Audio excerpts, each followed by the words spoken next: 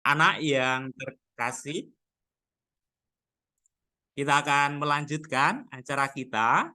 Oke. Selanjutnya adalah kita akan memasuki bagian inti dari acara kita, yaitu paparan materi. Tetapi sebelum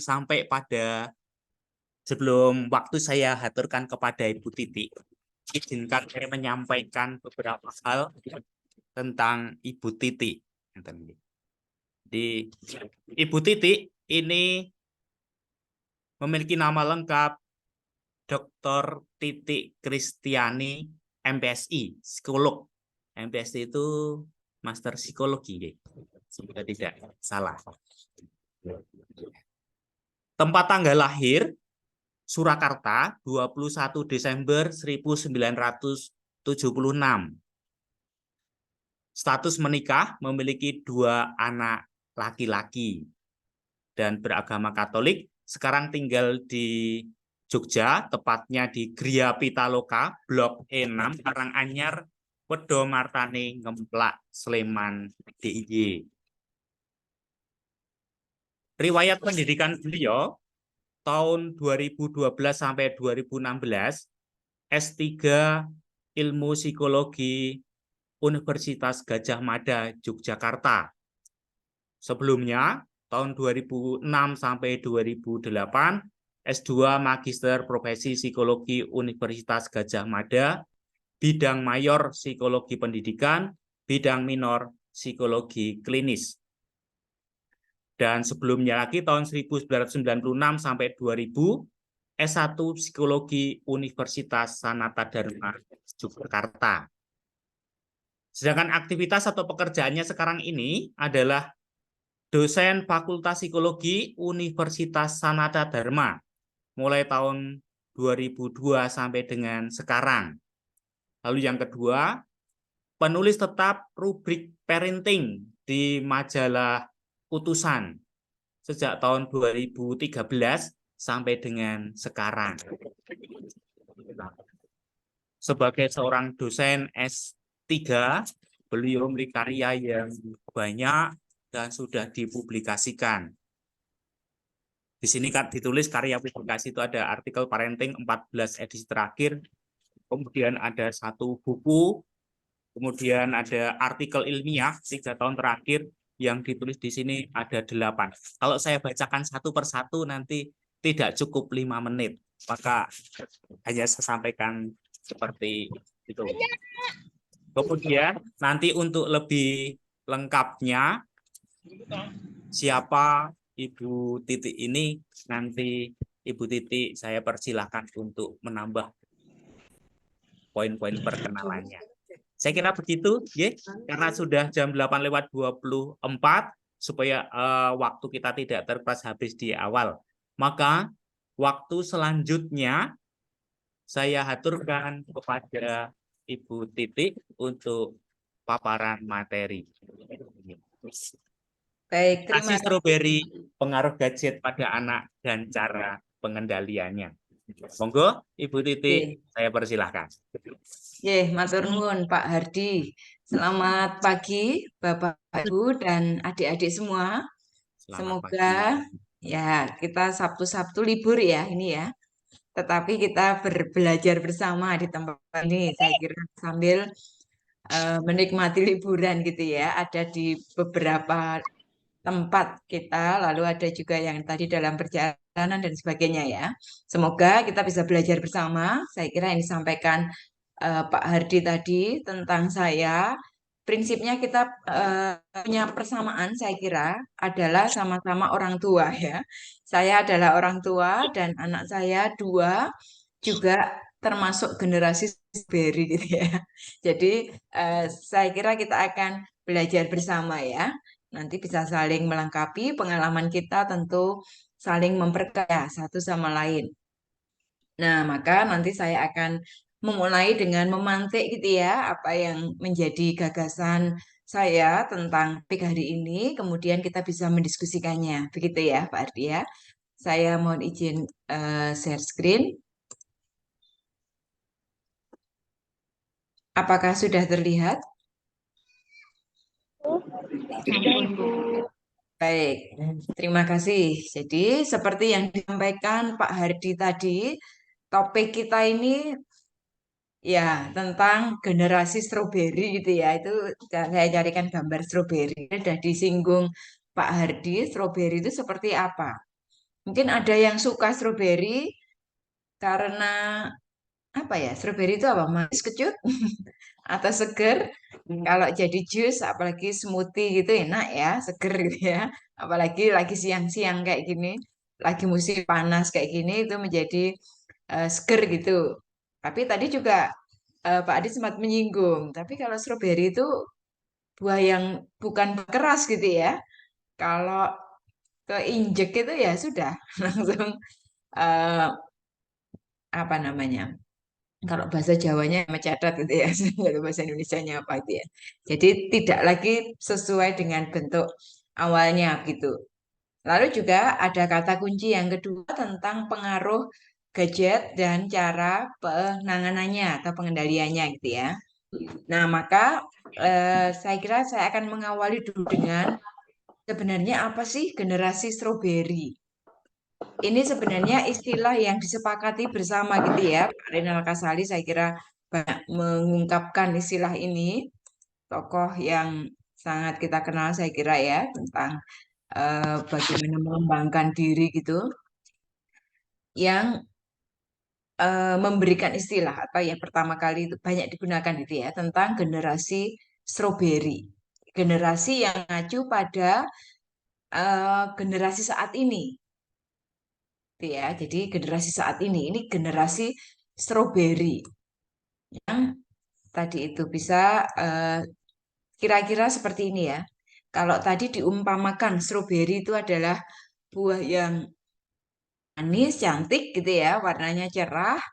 Lalu ya kalau dapat pas manis ya manis gitu ya. Tapi secara umum saya kira seger kalau bagi yang suka kecut-kecut dikit gitu ya. Nah, generasi stroberi ini ditandai dengan ini ada dua sisi gitu ya. Yang sebelah kiri itu adalah kira-kira aspek-aspek yang positif, keindahan tadi, keindahan dari buah stroberi tadi. Generasi saat ini itu punya gagasan dan kreativitas yang tinggi.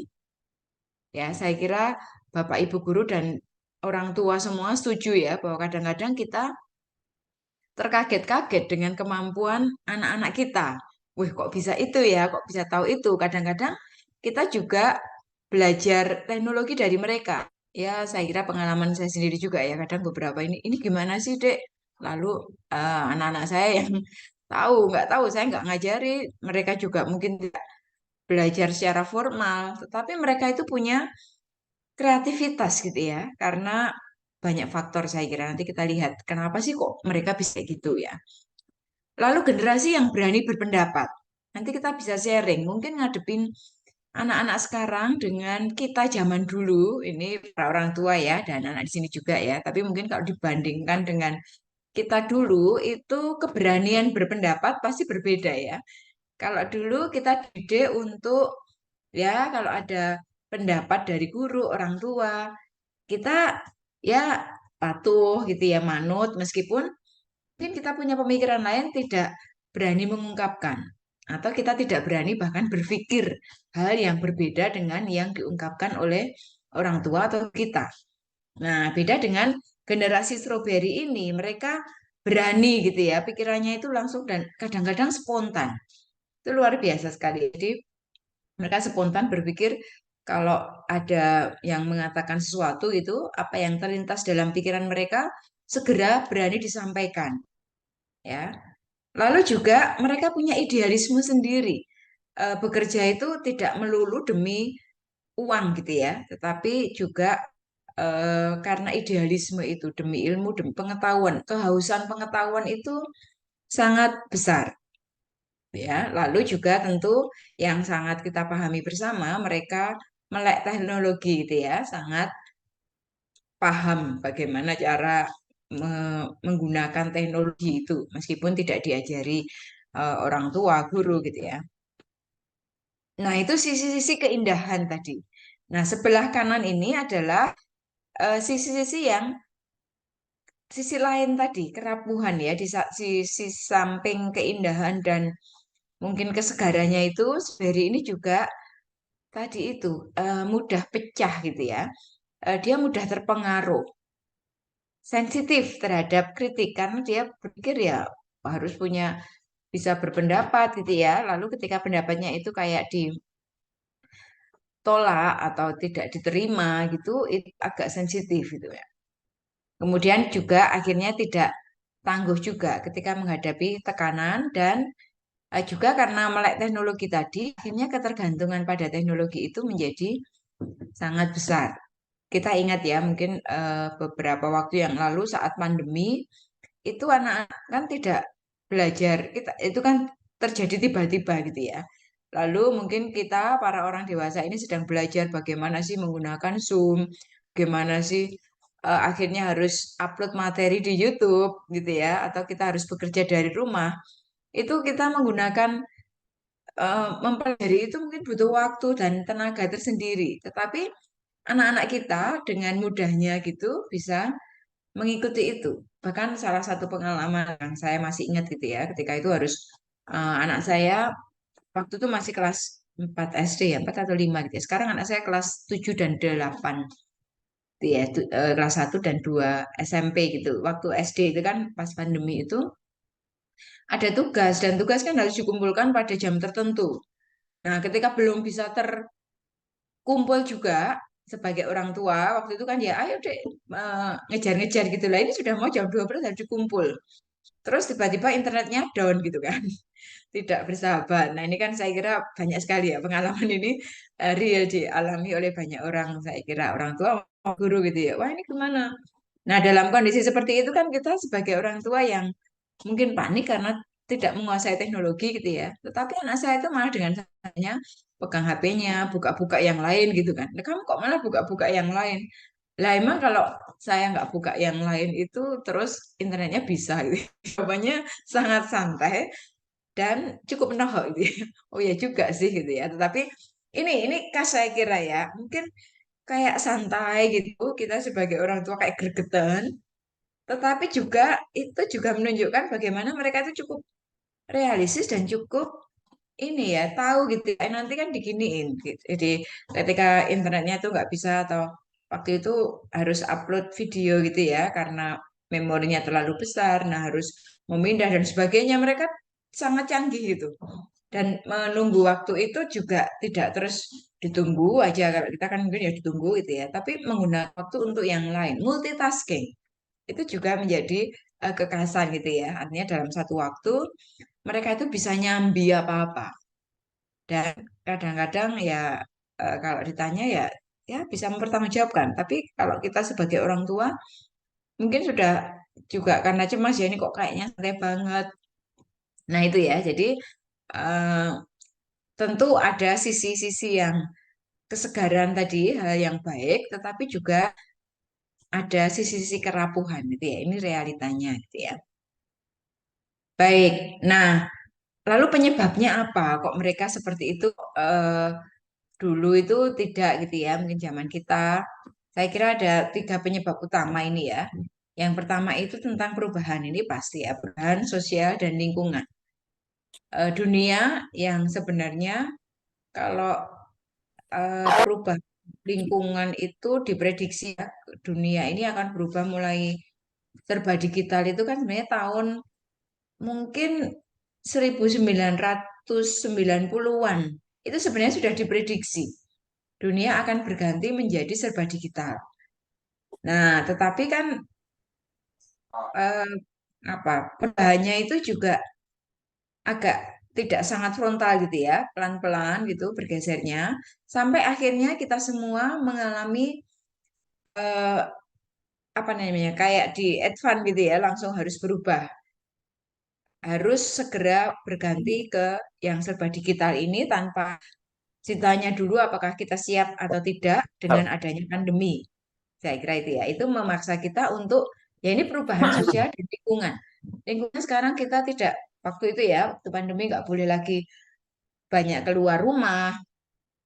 Kemudian kita harus familiar, akrab dengan teknologi gitu kan. Ini kan perubahan-perubahan yang membuat lalu ya gadget itu akhirnya menjadi sesuatu yang makanan sehari-hari bagi generasi ini karena eh, mereka memang ya kondisi ini ya lingkungan ini yang mereka terima. Khususnya kalau anak-anak kita ini ya masa kecilnya sudah langsung terpapar oleh itu hal-hal sosial dan lingkungan yang lebih digital itu.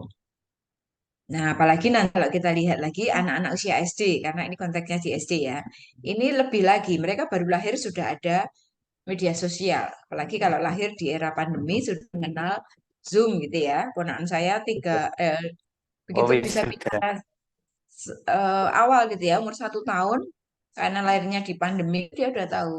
Oh, kalau saya ada di sana gitu, Bude lagi Zoom gitu ya. Ini anak kalau umur 1 tahun sudah tahu Zoom yang kita dulu sama sekali nggak tahu ya. Ini perubahan yang membuat mereka lalu ya mengenal. Lalu pengaruh media sosial jelas sekali karena mereka perubahan lingkungan tadi yang membuat mereka terpapar oleh Paling langsung ini dimati ya lah. gadget itu sebelum waktunya, maka ya otomatis itu kan tersedia banyak hal.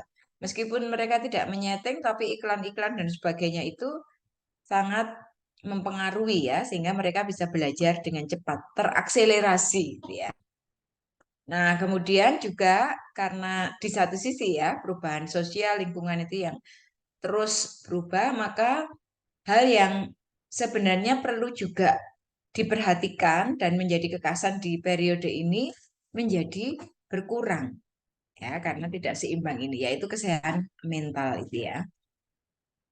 Itu kira-kira gambaran kenapa kok bisa disebut generasi dan apa sih yang menyebabkan kok dulu tuh nggak seperti itu, sekarang seperti itu gitu ya. Nah, maka kata kuncinya tadi kan karena generasi yang rentan, generasi yang apa rapuh itu ya, itu kan kata kuncinya di masalah kesehatan mental ini. Maka ya ini hal yang bisa dilakukan gitu kan, membangun dukungan sosial, belajar emosi, mencari tahu tentang kesehatan mental, mengurangi dan seterusnya ini nanti akan dibahas lebih lanjut ya. Tapi kira-kira sebenarnya ada PR tuh ya dari generasi ini supaya perkembangannya menjadi utuh, supaya stroberi ini tetap indah, enak gitu ya di dalam dan di luar. Nah, ini itu eh, apa gambaran tentang generasi stroberi. Kemudian ketika masuk itu kan generasi kita gitu ya. Ke konteks kita saat ini, saya kira ini saya memperkenalkan juga istilah generasi yang lain gitu ya. Generasi yang lebih dekat dengan anak-anak SD. Ini anak-anak yang lahir mulai 2010 gitu ya. Ini generasi alfa gitu ya, generasi digital. Ini murni. Kalau stroberi tadi rentangnya lebih luas, remaja itu termasuk. Jadi mungkin mereka lahir itu bisa jadi tidak belum mengenal gitu ya, tapi ketika perkembangannya lalu mereka mengenal. Nah, anak SD ini lebih spesifik lagi. Jadi stroberi yang stroberi tulen gitu ya, generasi alfa ini karena mereka sejak awal itu sudah terpapar dengan teknologi ini. Makanya disebut generasi digital itu ya, generasi pertama yang hidup berdampingan dengan teknologi canggih sejak lahir. Yang stroberi tadi rentangnya luas, remaja itu termasuk, anak-anak mahasiswa juga termasuk, tapi mereka kan tidak sejak lahir ya mungkin ya. Nah, yang anak SD ini yang sejak lahir. Lalu generasi ini juga ditandai dengan mereka yang berperan penting terhadap berbagai industri, ya, menciptakan inovasi terbaru gitu. Lalu mereka juga punya ini dampak itu ya pada dinamika dunia dan mudah sekali aksesnya. Komunikasi secara global, mendunia. Tidak hanya, jadi pergaulan mereka itu sangat luas, tidak hanya dengan apa yang di sekitar dekatnya gitu ya, tetapi karena dengan akses teknologi informasi ini, maka mereka itu luas sekali perkembangan pengetahuan dan komunikasi termasuk sosialnya ya dalam hal sosial yang digital.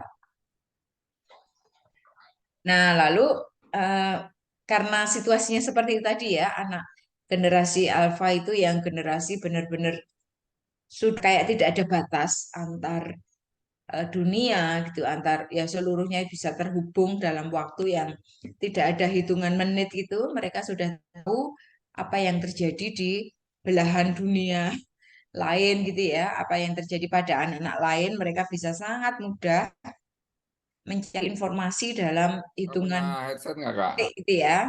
Nah, maka ada tantangan tersendiri. Tadi ya, mereka lebih punya risiko tinggi terhadap masalah kesehatan mental.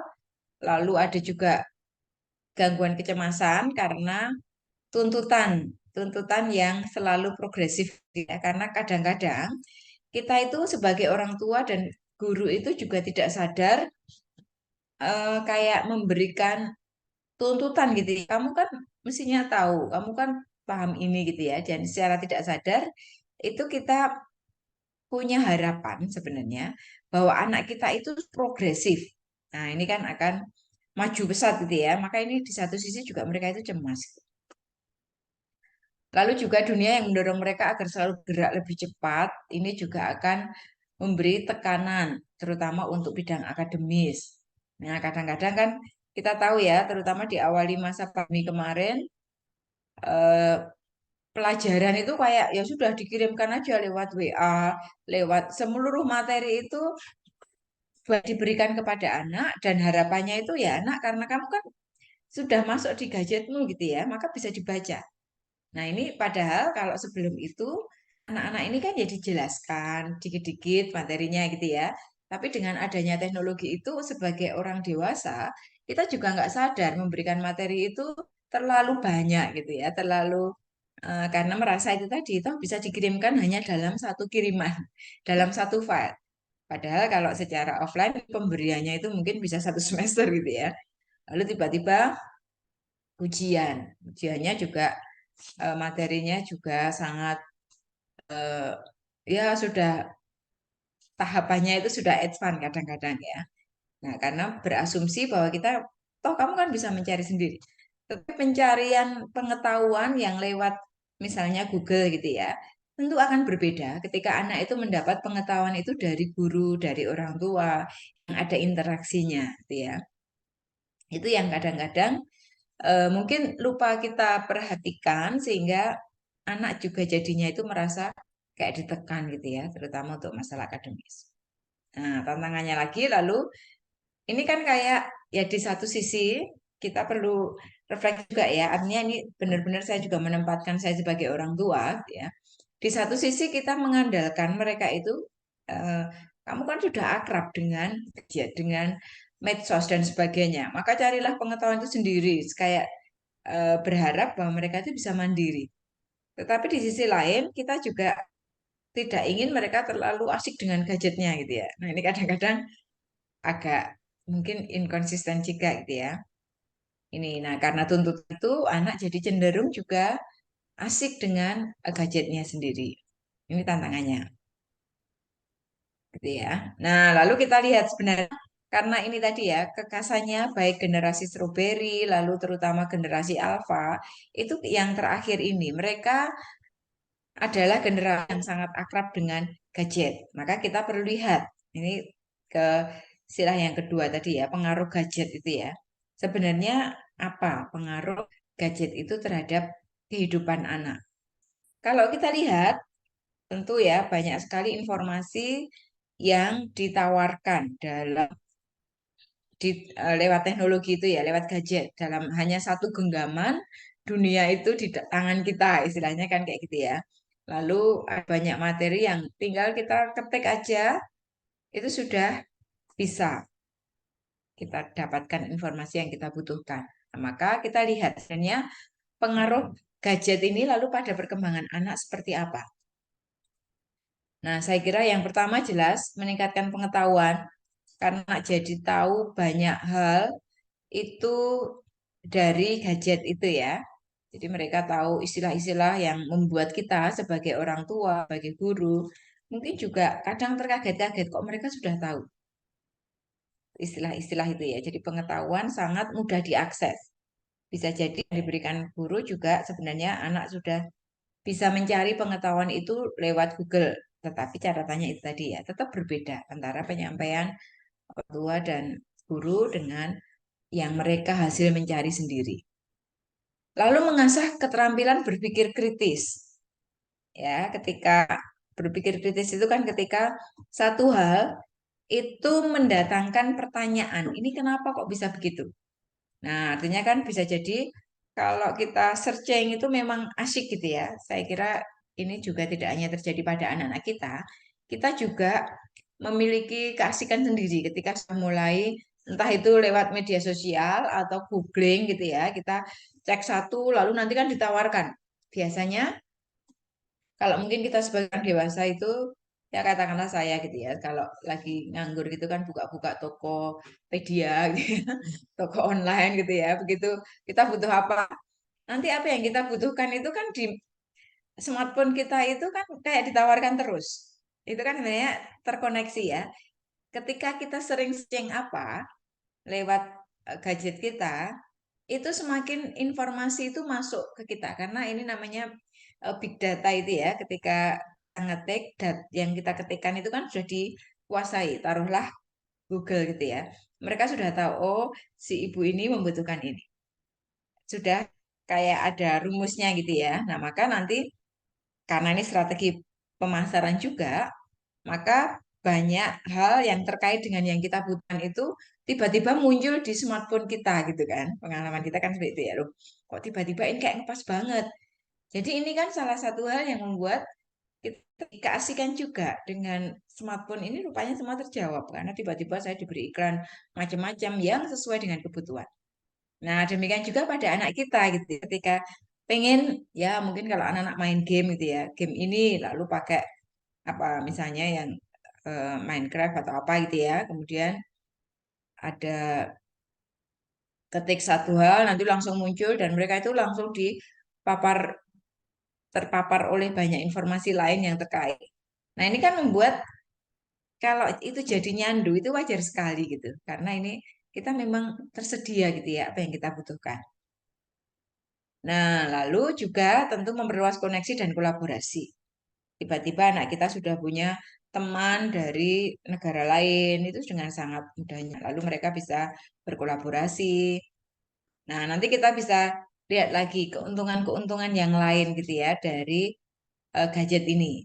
Hanya sebenarnya tadi kan di awal juga disampaikan ya, baik Bu Novi maupun Pak Ardi tadi, ya gadget ini tentu kita tidak dalam posisi menempatkannya sebagai musuh yang harus dihindari. Tetapi karena ini kenyataan, realita yang ada, maka kita perlu bijak menyikapinya gitu kan. Maka kita identifikasi dulu yang sebenarnya ada manfaat-manfaatnya gitu ya. Itu dan kita bisa cari lagi yang lain saya kira. Nah, di satu sisi yang lain gitu ya, eh, gadget ini juga punya dampak yang negatif pada anak itu ya karena apalagi kalau generasi yang alfa ini tadi yang sejak lahir itu sudah mengenal handphone, mengenal medsos. Nah, ini akan lebih banyak beraktivitas dengan gadgetnya sehingga berkurang aktivitasnya dengan dunia yang nyata. Alias karena kalau dengan gadget kan tidak harus berbicara ya. Dia bisa menjadi orang yang diam dan itu sudah kemana-mana pikiran dan eh, apa namanya, apa yang keinginannya dan sebagainya. Tanpa dia harus mengucapkan satu kata pun gitu ya, itu bisa terjadi gitu. Nah, maka kerentanannya adalah akan terjadi keterlambatan bicara karena perkembangan anak bicara gitu ya, nanti akhirnya bisa mengungkapkan kalimat dengan baik, dengan sopan, dengan runtut, itu kan dilatihkan gitu ya. Dan pelatihannya itu lewat hal yang real, benar-benar bicara gitu. Kalau hanya gadget, mungkin kosakatanya banyak, tetapi anak tidak terlatih untuk mengungkapkannya secara tepat. Ya, kadang-kadang lalu saya juga sering mengalami gitu ya. Tiba-tiba anak saya kayak mengkritik, tapi mereka kan tidak tahu tonnya gitu. Tiba-tiba mengucapkan hal yang ya bisa benar, tapi karena belajar dari anu ya gadget ini tadi ya, maka mengungkapkannya itu jadi kayak tidak sopan. Nah, karena tidak diajari langsung gitu ya. Lalu jadi kesulitan untuk konsentrasi, ada gangguan kesehatan karena ya Kalau sudah kecanduan gitu, waktu itu kan cepet banget berlalu ya. Kalau sudah buka, kita saya kira juga bisa merefleksikan. Sudah pegang HP gitu, 2 jam itu tidak terasa. Tapi kalau bekerja itu 2 jam udah ngantuk banget gitu ya. Rasanya kok ini lama sekali ya. Atau belajar gitu, hitungannya ya gitu ya. Saya juga kalau suruh belajar 1/2 jam itu sudah nggak tahan gitu. Tapi begitu main game itu 2 jam nggak terasa. Nah, ini artinya kan ketika waktu terus berlalu, mereka kan lupa juga, lupa minum, lupa makan, lupa istirahat. Dan itu kan efeknya ke kesehatan. Lalu tentu saja ikatan orang tua ini sudah tergantikan dengan ikatan di dunia maya. Nah, akhirnya lalu mengalami masalah kesehatan mental karena dia nggak bisa. Kadang-kadang, terutama kalau anak yang belum cukup umur dan sudah terpapar dengan gadget, ini kan kadang-kadang ada yang hal yang tidak kita kehendaki ya, misalnya dia diberi komentar yang negatif atau dia main game lalu kalah. Nah ini kan nggak bisa menahan gitu ya untuk marah, untuk lalu dia akhirnya merasa terhina dan seterusnya itu rentan sekali untuk lalu dia mengalami masalah kesehatan mental ini karena dia tidak langsung berhubungan dengan orang nyata dalam dunia nyata gitu ya. Nah, itu maka karena kita tahu dampak negatifnya ya, tetapi kita juga tahu bahwa ada dampak positif, maka kan kita bisa melihat apa yang bisa kita lakukan atau bagaimana mengaturnya gitu ya. Ini yang bisa di tips yang mungkin salah satu pemantik saja ya. Saya kira kita sebagai orang tua punya tips masing-masing gitu ya, punya pengalaman masing-masing. Tetapi yang pertama, saya kira pembatasan itu sangat diperlukan ya. Anak di usia yang jelas kalau di bawah 2 tahun itu kan tidak boleh karena ini masih mereka masih butuh stimulasi dalam hal-hal yang sifatnya natural ya. Mata mereka sedang tumbuh untuk terus ini kalau sudah langsung terpapar oleh HP atau oleh layar gitu ya, itu sangat mempengaruhi nanti perkembangan kemampuan visual. Lalu juga aspek yang lain, mereka harusnya bergerak, tapi karena tidak nyanyi-nyanyinya juga lihat di YouTube, itu maka gerakannya juga relatif terbatas. Ini akan menghambat. Maka sebelum 2 tahun itu eh, tidak dilarang gitu ya bahkan ya. Nah, kalaupun di atas 2 tahun, kadang-kadang lagu-lagu itu memang apalagi kalau orang tua juga tidak terlalu punya referensi lagu gitu ya, itu bisa dari sana, tapi juga sangat terbatas 1 sampai 2 jam. Nah, termasuk penggunaan medsos. Kemarin waktu sosialisasi itu ya, bullying di SD Tarakanita ini, saya bertanya pada anak-anak di sana yang belum ada yang 14 tahun. Ternyata sudah ada yang menggunakan media sosial. Nah, ini sebenarnya cukup bahaya karena mereka itu sebenarnya belum bisa mengontrol penggunaan itu ya. Jadi maka disarankan dari WHO itu umur 14. Tapi anak-anak SD rupanya sudah banyak. Kemarin ketika saya ke sekolah di Tarki ini ya, saya tanya siapa yang sudah punya medsos itu ada beberapa yang mereka sudah menggunakan gitu ya. Nah ini perlu kita waspadai karena kita nggak tahu mereka berteman dengan siapa dan mereka belum cukup punya pengalaman untuk mengontrol gitu ya. Taunya ya bahwa yang dilakukan oleh teman seusianya itu ya berarti boleh dan baik. Itu ya. Lalu yang 2 tahun tadi ya tidak diprogram menggunakan TV dan segalanya yang bersifat eh, elektronik tadi ya. Ini mungkin kalau kita masih punya anak di bawah 2 tahun. Lalu juga menghindari pemasangan TV, video game, komputer pribadi di kamar anak. Ini ya, ini eh, membuat kita nggak bisa mengontrol kapan mereka akan menggunakan hal yang terkait dengan gadget ini, ya. Dan kita nggak bisa juga memastikan apa yang mereka tonton kalau itu di kamar pribadi. Lalu menemani dan mendiskusikan gitu ya. Sebenarnya bukan karena anak sekarang mungkin juga kalau merasa diawasi itu pasti tidak nyaman gitu ya. Maka kita bisa menemani, mendiskusikan. Oh itu apa? Jadi sebaiknya kita itu memang tahu apa yang sedang disukai anak kita. Main gamenya itu apa? Lalu kalau dia nonton TikTok atau YouTube itu ya, yang ditonton itu apa? Dan lalu bisa kita ajak diskusi ya. Lalu juga saya kira kita sudah terbantu dengan setiap tontonan itu sudah ada ratingnya gitu ya. Ada yang juga ini boleh untuk semua umur, ini tidak boleh untuk anak di bawah usia tertentu. Nah, ini membantu kita ya melakukan itu. Lalu juga ini juga ya mematikan gadget jika tidak ada yang menonton. Misalnya kadang-kadang kan kita kayak terbiasa TV itu selalu menyala atau YouTube atau apa gitu ya, atau saat-saat makan atau saat bersama itu ya sebaiknya memang dibatasi gitu ya, prinsipnya adalah seperti itu. Itu kemudian, nah ini semua kenapa harus dilakukan? Karena di satu sisi kita tadi lihat ya ada manfaat positif, tetapi kita juga nggak boleh membiarkan anak kita itu hanya diasuh oleh gadget gitu ya, alias kita perlu mewaspadai supaya mereka tidak mengalami candu gitu, tidak menjadi eh, kecanduan gitu ya dengan gadget. Nah, maka kita perlu mengenali dulu sebenarnya bila mana anak kita ini sudah mulai kecanduan ya. Nah, ini ya misalnya beberapa tanda yang bisa kita cek itu apakah anak kita ini mengalami kecanduan gadget atau tidak. Yang pertama itu terkait dengan keasikan bermain gadget dan sampai lupa waktu gitu ya, sampai mandi itu harus diingatkan terus-menerus, makan dan sebagainya. Nah, ini berarti ada tanda-tanda nih, dia sudah kecanduan. Atau mulai gelisah kalau tidak bermain gadget. HP-nya ketinggalan, HP-nya eh, apa nggak lihat HP sebentar itu sudah rasanya cemas sekali gitu.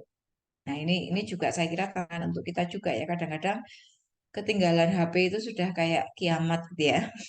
Sudah eh, runtuh gitu. Nah, ini menunjukkan kalau kita sudah gelisah sehingga harus diwaspadai gitu ya. Lalu semakin lama durasi gadgetnya itu semakin bertambah. Ini juga menunjukkan bahwa anak mulai kecanduan. Lalu dia gagal mengurangi. Nah, lalu hilang ketertarikannya dengan dunia luar. Tidak tertarik ya, untuk apalagi diajak aktivitas keluarga juga sudah mulai malas, pengennya di rumah aja, pengennya ini sendiri. Nah, ini bisa mulai kita waspadai ya. Lalu tetap menggunakan gadget meskipun mereka itu saya kira karena generasi yang kritis dan pintar tadi ya, mereka sebenarnya tahu juga konsekuensi negatifnya, tetapi tetap menggunakan. Ini kalau sudah terjadi seperti ini tanda-tanda kecanduan dan tetap bohong gitu ya. Misalnya kalau saya sering menerapkan sebenarnya jadwal juga ya, boleh buka HP eh, yang untuk hiburan gitu ya atau main game itu jam sekian sampai jam sekian. Nah, kadang-kadang juga karena tidak selalu sebagai orang tua tuh saya berada bersama mereka karena harus kerja gitu ya. Mereka ketika ditanya pun tadi jam berapa berhenti main gitu ya, kadang bohong juga gitu ya. Nah, ini kalau keseringan bohong ini bisa kita waspadai. Lalu memakai gadget untuk mengalihkan perasaan. Jadi ketika eh, sedih, ketika marah, ketika apa larinya ke sini. Jadi kayak pengganti figur untuk dilimpahi perasaan gitu ya. Ini tentu yang bisa berakibat negatif karena mereka tuh membuat gadget ini benar-benar sebagai bestinya gitu, penggantinya gitu. Dialihkan. Sebenarnya kan tidak mengatasi, tapi hanya pengalihan. Dan masalah tidak selesai jelas gitu ya. Malah bertambah karena dia menjadi nyandu. Itu. Nah, lalu kalau sudah terjadi kecanduan, bagaimana mengatasi gitu ya? Dan ini juga bisa mengantisipasi supaya anak kita tidak sampai kecanduan itu. Pertama, semua yang dilakukan anak itu pada dasarnya adalah cerminan dari apa yang kita lakukan. Ya, jadi tidak ada gunanya juga kita membuat jadwal penggunaan gadget, tetapi kita sendiri nggak bisa mengontrol. Ini tentu tantangan sekali ya. Saya kira kita kalau sebagai orang tua yang juga bekerja sendiri juga mengalami gitu ya. Bagaimana kita harus selalu juga menggunakan gadget untuk urusan pekerjaan kita. Tetapi kan anak tidak tahu ya kita menggunakan gadget kita untuk apa. Mereka hanya tahunya oh boleh menggunakan. Kadang-kadang ini inkonsistensi ketika kita jangan menggunakan itu, tapi kita sendiri masih menggunakan ini, tentu tidak akan manjur gitu ya nasihat-nasihat kita. Jadi sebenarnya teladan yang paling efektif itu kan memang real dari contoh langsung gitu ya, apa yang dilakukan orang tua. Lalu tentu batasi penggunaan tadi ada jam. Kemudian juga perbanyak aktivitas di luar atau dalam rumah, maksudnya aktivitas yang bersama-sama gitu ya. Sebagai orang tua yang mungkin juga bekerja, memang kita tetap perlu meluangkan karena ini invest ya. Kalau kita menggunakan waktu, meskipun tidak harus sangat lama, tetapi hanya waktu yang bukan pada lamanya waktu gitu ya, tapi kualitas waktu ini. Misalnya hanya 30 menit kita ajak anak kita untuk melakukan hal-hal yang terkait dengan ya sekedar ngobrol atau melakukan hobi yang tidak ada hubungannya dengan gadget gitu ya. Lalu bersikap tegas. Kalau kita tadi sudah menggunakan batasan atau membuat aturan gitu ya, itu akan efektif juga kalau kita tidak ada ketegasan. Kalau dilanggar ya sudah gitu ya. Nah ini sama aja gitu. Maka kita perlu bersikap tegas. Di sini nanti sebenarnya tujuannya anak kita jadi belajar. Oh iya ya benar-benar nggak boleh ternyata. Ya dan jangan memberikan gadget itu kalau memang tidak perlu. Intinya sebenarnya adalah saya kira konsistensi kita dalam memberikan contoh dan bagaimana itu ditegakkan gitu ya disiplinnya.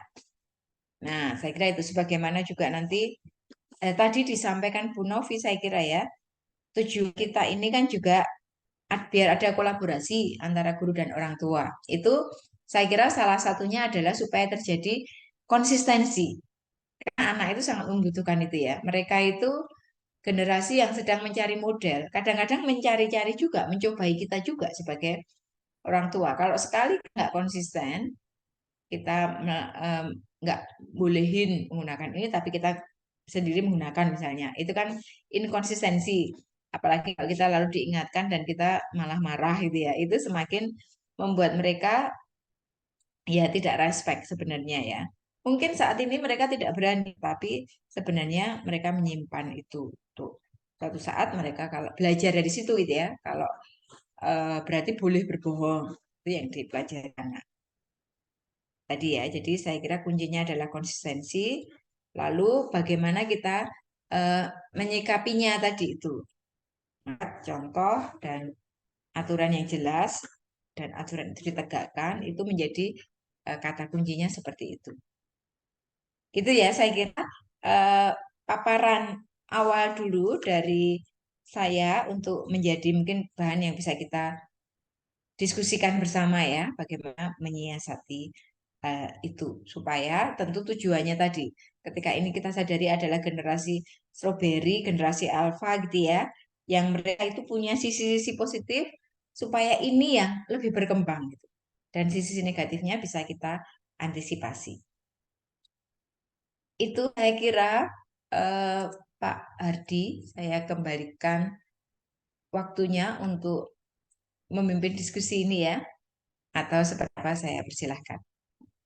Terima kasih, saya stop share dulu untuk kita lanjutkan diskusi.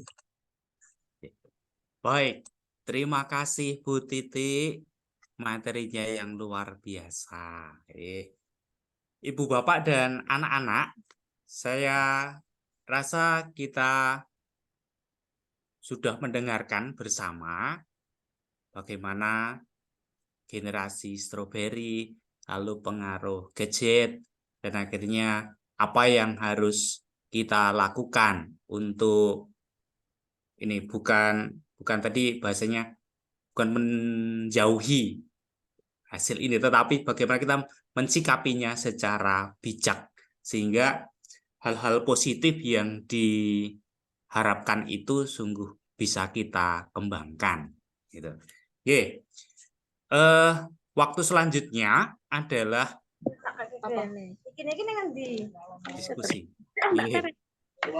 Baik, dari Bapak Ibu dan anak-anak yang ada di ruang Zoom ini, apakah ada sesuatu hal yang mau disampaikan untuk kita semua.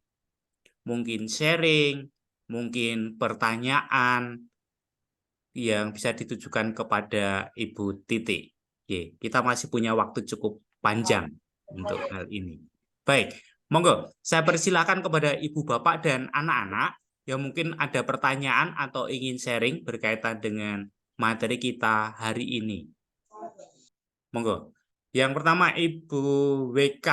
Mama WK nggih, Mama WK. Nggih. Iya. Monggo, langsung. Baik, selamat siang Bapak Ibu semuanya. Terima kasih untuk kesempatannya. Tadi sambil saya nyambi-nyambi cuma satu dua yang saya coba tangkap. Nanti kalau misalnya saya ada kekurang pahaman, saya mohon maaf. Saya mau share aja nih.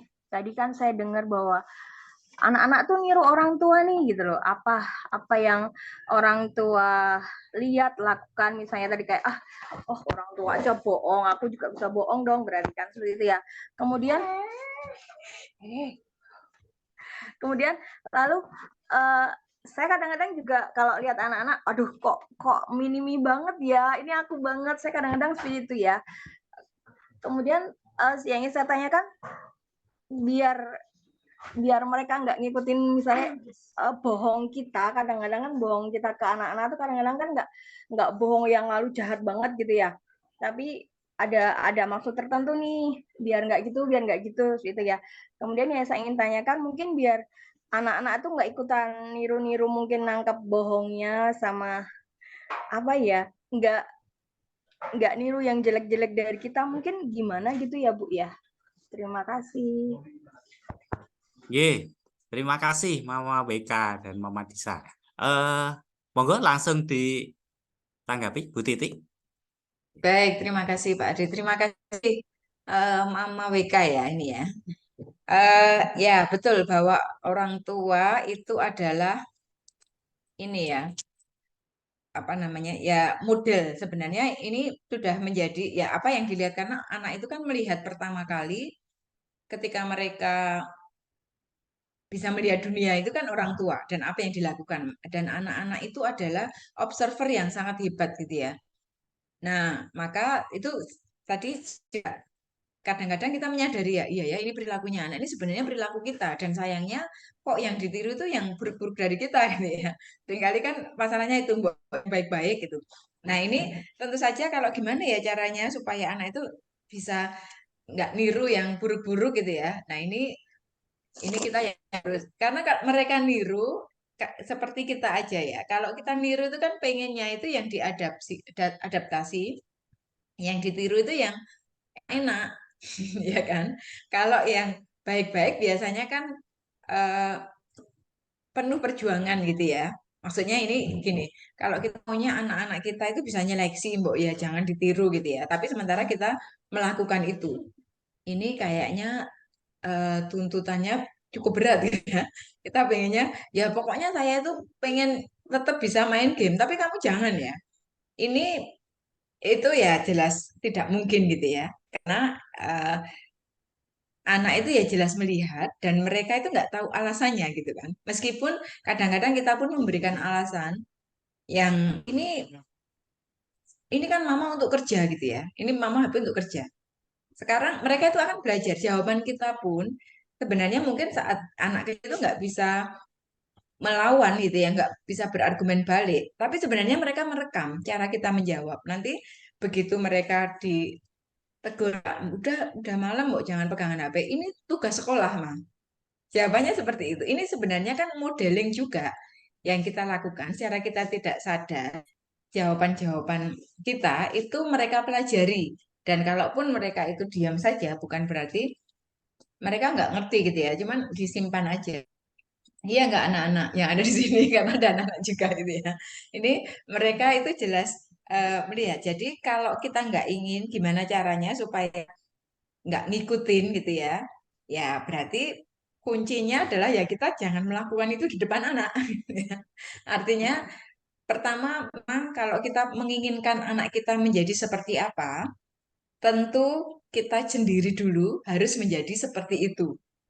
Karena kan nggak fair juga ya ketika kita itu menuntut anak melakukan sesuatu, tetapi sebenarnya yang kita sendiri aja nggak yakin bisa melakukannya, dan kita nggak melakukannya. Maka ini sebenarnya kalau saya jawabannya ini adalah perjuangan memang. Perjuangan bagaimana kita tidak melakukan itu atau minimal mengurangi itu atau minimal lagi ya tidak melakukan itu di depan anak gitu ya. Artinya kita punya me time. Tentu kita bisa komunikasikan bahwa masing-masing kita punya waktu sendiri nanti. Boleh kok, mama itu juga butuh hiburan.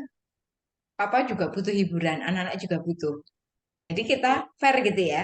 Saya kira kuncinya kok di situ ya, komunikasi bahwa supaya kita juga tidak menjadi dianggap sebagai anak itu sebagai sosok yang tidak pernah salah atau sosok yang sempurna gitu ya. Ini juga tidak menguntungkan karena ketika plus minusnya itu begini ya, kalau anak itu melihat itu tidak sebagai sosok sempurna, tidak pernah berbuat salah, karena kita terus mengatakannya kamu tuh jangan gini seolah-olah kan anak merasa ya orang tua itu nggak pernah melakukan itu dan kayaknya aku tuh yang serba salah terus. Kalau mereka merasa orang tua kita sangat sempurna dan mereka itu lalu akhirnya kan kita dituntut untuk sempurna, ini akan mempengaruhi konsep diri dan kepercayaan diri mereka. Nah, sebaliknya kalau mereka itu eh, tadi ya kalau kita mengatakan apa adanya, mama itu juga butuh istirahat, mama juga butuh hiburan. Ya, kadang-kadang juga salah. Jadi kita saling mengingatkan. Maka kuncinya itu bisa di komunikasinya itu. Kadang-kadang kita bisa sampaikan ke anak juga ya. Nanti kadang-kadang kalau juga lupa jamnya melanggar aturan, kita bisa saling tegur ya. Nah, itu kita bisa tetap alami, otentik gitu ya. Tetapi anak juga tahu bahwa oh iya ya itu mama juga konsekuen loh kalau itu mau ditegur. Oh ya, maaf. Nah, dan kita harus juga punya kebesaran hati ya ketika diingatkan anak itu juga tidak menggunakan kuasa kita secara otoriter gitu ya kan mama gitu mama itu kan udah dewasa ini kata-kata seperti itu mungkin bagi kita benar kita yakin kita punya kendali kita yakin kita bisa mengendalikan emosi kita dan anak kita belum tetapi kalau kita menyampaikan itu di depan anak ya kan mama udah dewasa mama boleh ini juga tidak baik untuk anak ya, tidak membuat mereka jadi paham juga.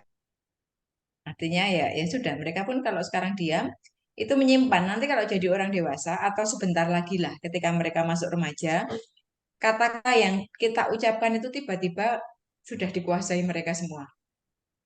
Ya, itu yang nggak bisa kita pungkiri. Mereka observer yang hebat, gitu ya.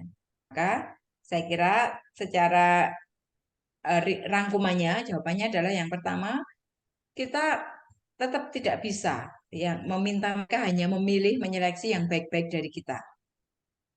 Maka ya ini mendisiplinkan mereka itu adalah disiplin juga untuk kita. Kita juga harus mengikuti rule itu. Nah, lalu yang kedua, kita juga harus realistis bahwa kadang-kadang mama bisa melakukan ini dan boleh melakukan ini, tapi kamu tidak ya, itu dikomunikasikan. Jadi aturan-aturan dikomunikasikan dan kita terbuka memang kalau melanggar itu ya terbuka untuk ditegur. Nah, kalau ini bisa kita sampaikan dengan baik, maka anak itu akan lebih respect ya, lebih hormat pada kita. Itu saya kira. Jadi kata kuncinya di komunikasi dan kita sendiri juga sebenarnya belajar untuk melakukan apa yang kita ingin anak kita lakukan. Karena mereka observer yang sejati itu. Bu Titi, maaf Begitu, tanya Kak. sekali. Yeah. Boleh tanya Ye, sekali. baik. Terima Mungkin kasih Bu Titi untuk Pak boleh menjawab tambah sekali lagi Pak. penanya pertama. Ye, Boleh tanya tambah penanya satu lagi pertama. nggak, Pak? Baik. Berikutnya, saya kira tadi mau WK, oke cukup G. Sudah dijawab G. Pak boleh nambah Ye, Pak. Contoh Oh, kata-kata misalnya kebetulan saya kan LDR juga ya Pak ya. Jadi kan saya di rumah apa-apa ngurusin mereka berdua ya. Jadinya saya ingin tanya mungkin kata-kata kadang-kadang saya juga menyampaikan Kak, Dek, Ibu Ki lelah banget deh. Aku mau tidur sebentar ya. Saya kadang-kadang mengatakan seperti itu juga. Tapi kadang-kadang nggak mempan juga nih di mereka. Mungkin Bu Titi punya kata-kata lain nih Bu buat kata-kata yang lebih tepat mungkin gitu karena saya saya juga kalau capek banget, kebetulan saya memang nggak apa-apa ngurusin sendiri mereka berdua ini. Jadi kadang, Kak, aku capek. Tapi kadang-kadang mereka, ayo tuh Bu main sama aku Bu. Jadi kadang-kadang saya, aduh, mungkin Ibu Titi punya kata-kata Ya, yang lain gitu. Terima kasih. ya. Terima kasih Bu WK, ini juga ya pengalaman pribadi saya juga.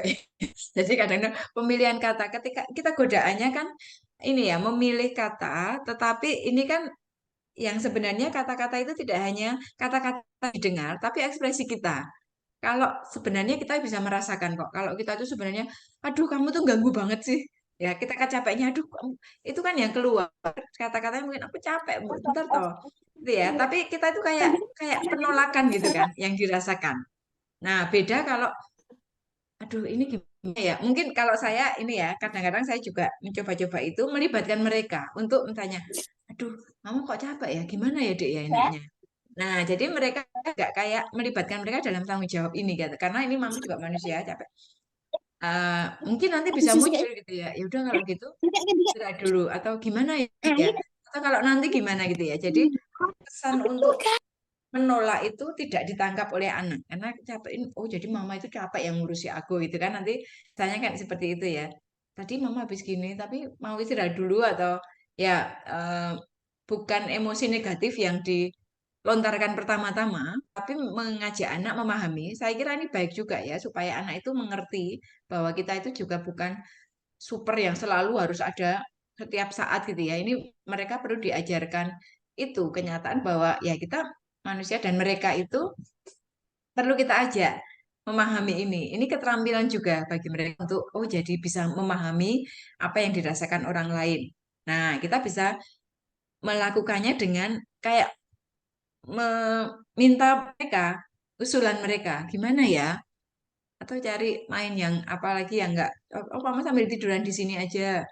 Intinya adalah terbuka melibatkan mereka sekaligus ada unsur kita juga mengasah mereka supaya tidak bahasa Jawanya itu sak dek sak nyet gitu ya apa-apa pokoknya harus saat ini memanjakan gitu ya saya kira banyak itu jadi bisa dicoba mungkin dengan cara itu ya gimana ya deh ya kalau seperti ini gitu ya tidak menunjukkan emosi kita yang kayak marah kayak menolak sekedar hanya egois kita gitu ya tapi saya kira itu memang hal yang perlu terus di apa ya tidak sekali langsung jadi gitu ya itu butuh komitmen juga kita dengan anak relasinya gimana dan butuh di kondisi kita udah oke dulu gitu ya tidak dipenuhi dengan emosi negatif dan saya sangat bisa memahami kalau itu bukan hal yang mudah gitu ya bisa sangat dipahami Bu karena saya juga merasakan itu ya itu Bu selamat mencoba. Siap, saya akan Oke, mencoba. baik. Oke, baik. Cukup nggih, Mama Wik. Oke. Baik, terima kasih terima kasih Bu Titi. Semoga ini eh, bisa memberi gambaran dan pencerahan. Baik, tadi sudah ada yang raise hand kedua. Eh, situ nggih. Relka Raras. Oke, Mama Relka atau Papa ini? bundanya Pak. Oh, Bunda Terima kasih Relka. Pak Hardi Monggo, dan dipersilahkan, Bu Titi. Bunda Relka. Mau izin bertanya, saya itu kebetulan sudah menerapkan seperti aturan untuk dua anak saya, tapi kadang mereka suka membandingkan. Jadi misalnya,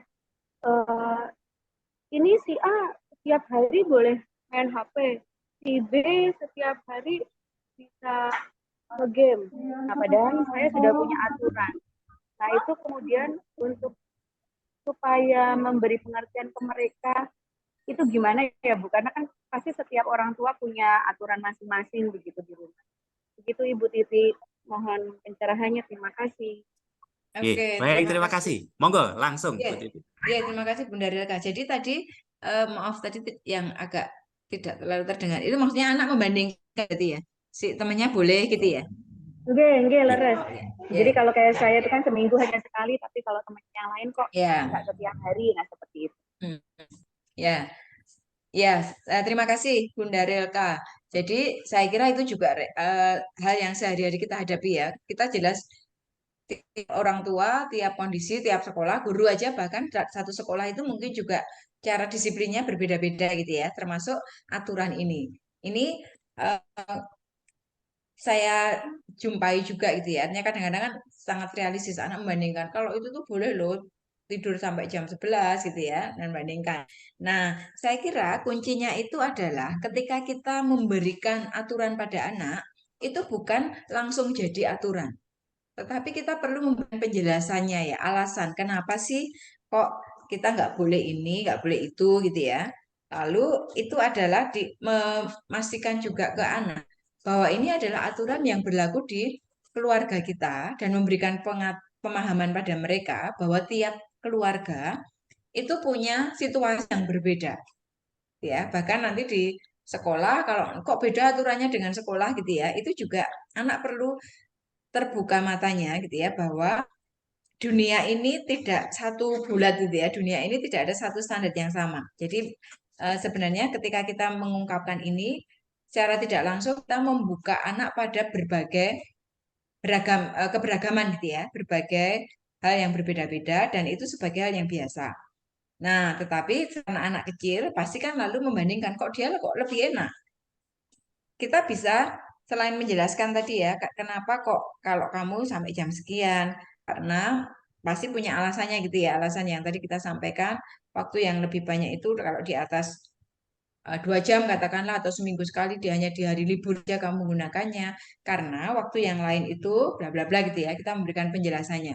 Kemudian juga kita juga bisa kok memberikan kenyataan gitu ya, bahwa di luar kita, di luar keluarga kita, itu ya tidak semuanya itu positif gitu ya. Kita bisa memberikan contoh nanti kalau misalnya orang yang punya tidak diatur gitu ya. Coba kita lihat nanti pas remajanya seperti apa. Kita bisa memberikan contoh-contoh yang dalam tanda kutip itu contoh-contoh kegagalan orang lain gitu ya. Itu bisa kita gunakan juga untuk kita lihat nanti gini. Nah, lalu sebelum bisa juga selain menunjukkan hal yang dampak-dampak negatif kalau mengikuti aturan-aturan yang menurut kita itu pas di keluarga kita, itu juga kita perlu memberikan penjelasan tentang ini ya, bahwa setiap keluarga itu pasti juga punya dinamika yang berbeda-beda, punya aturan dan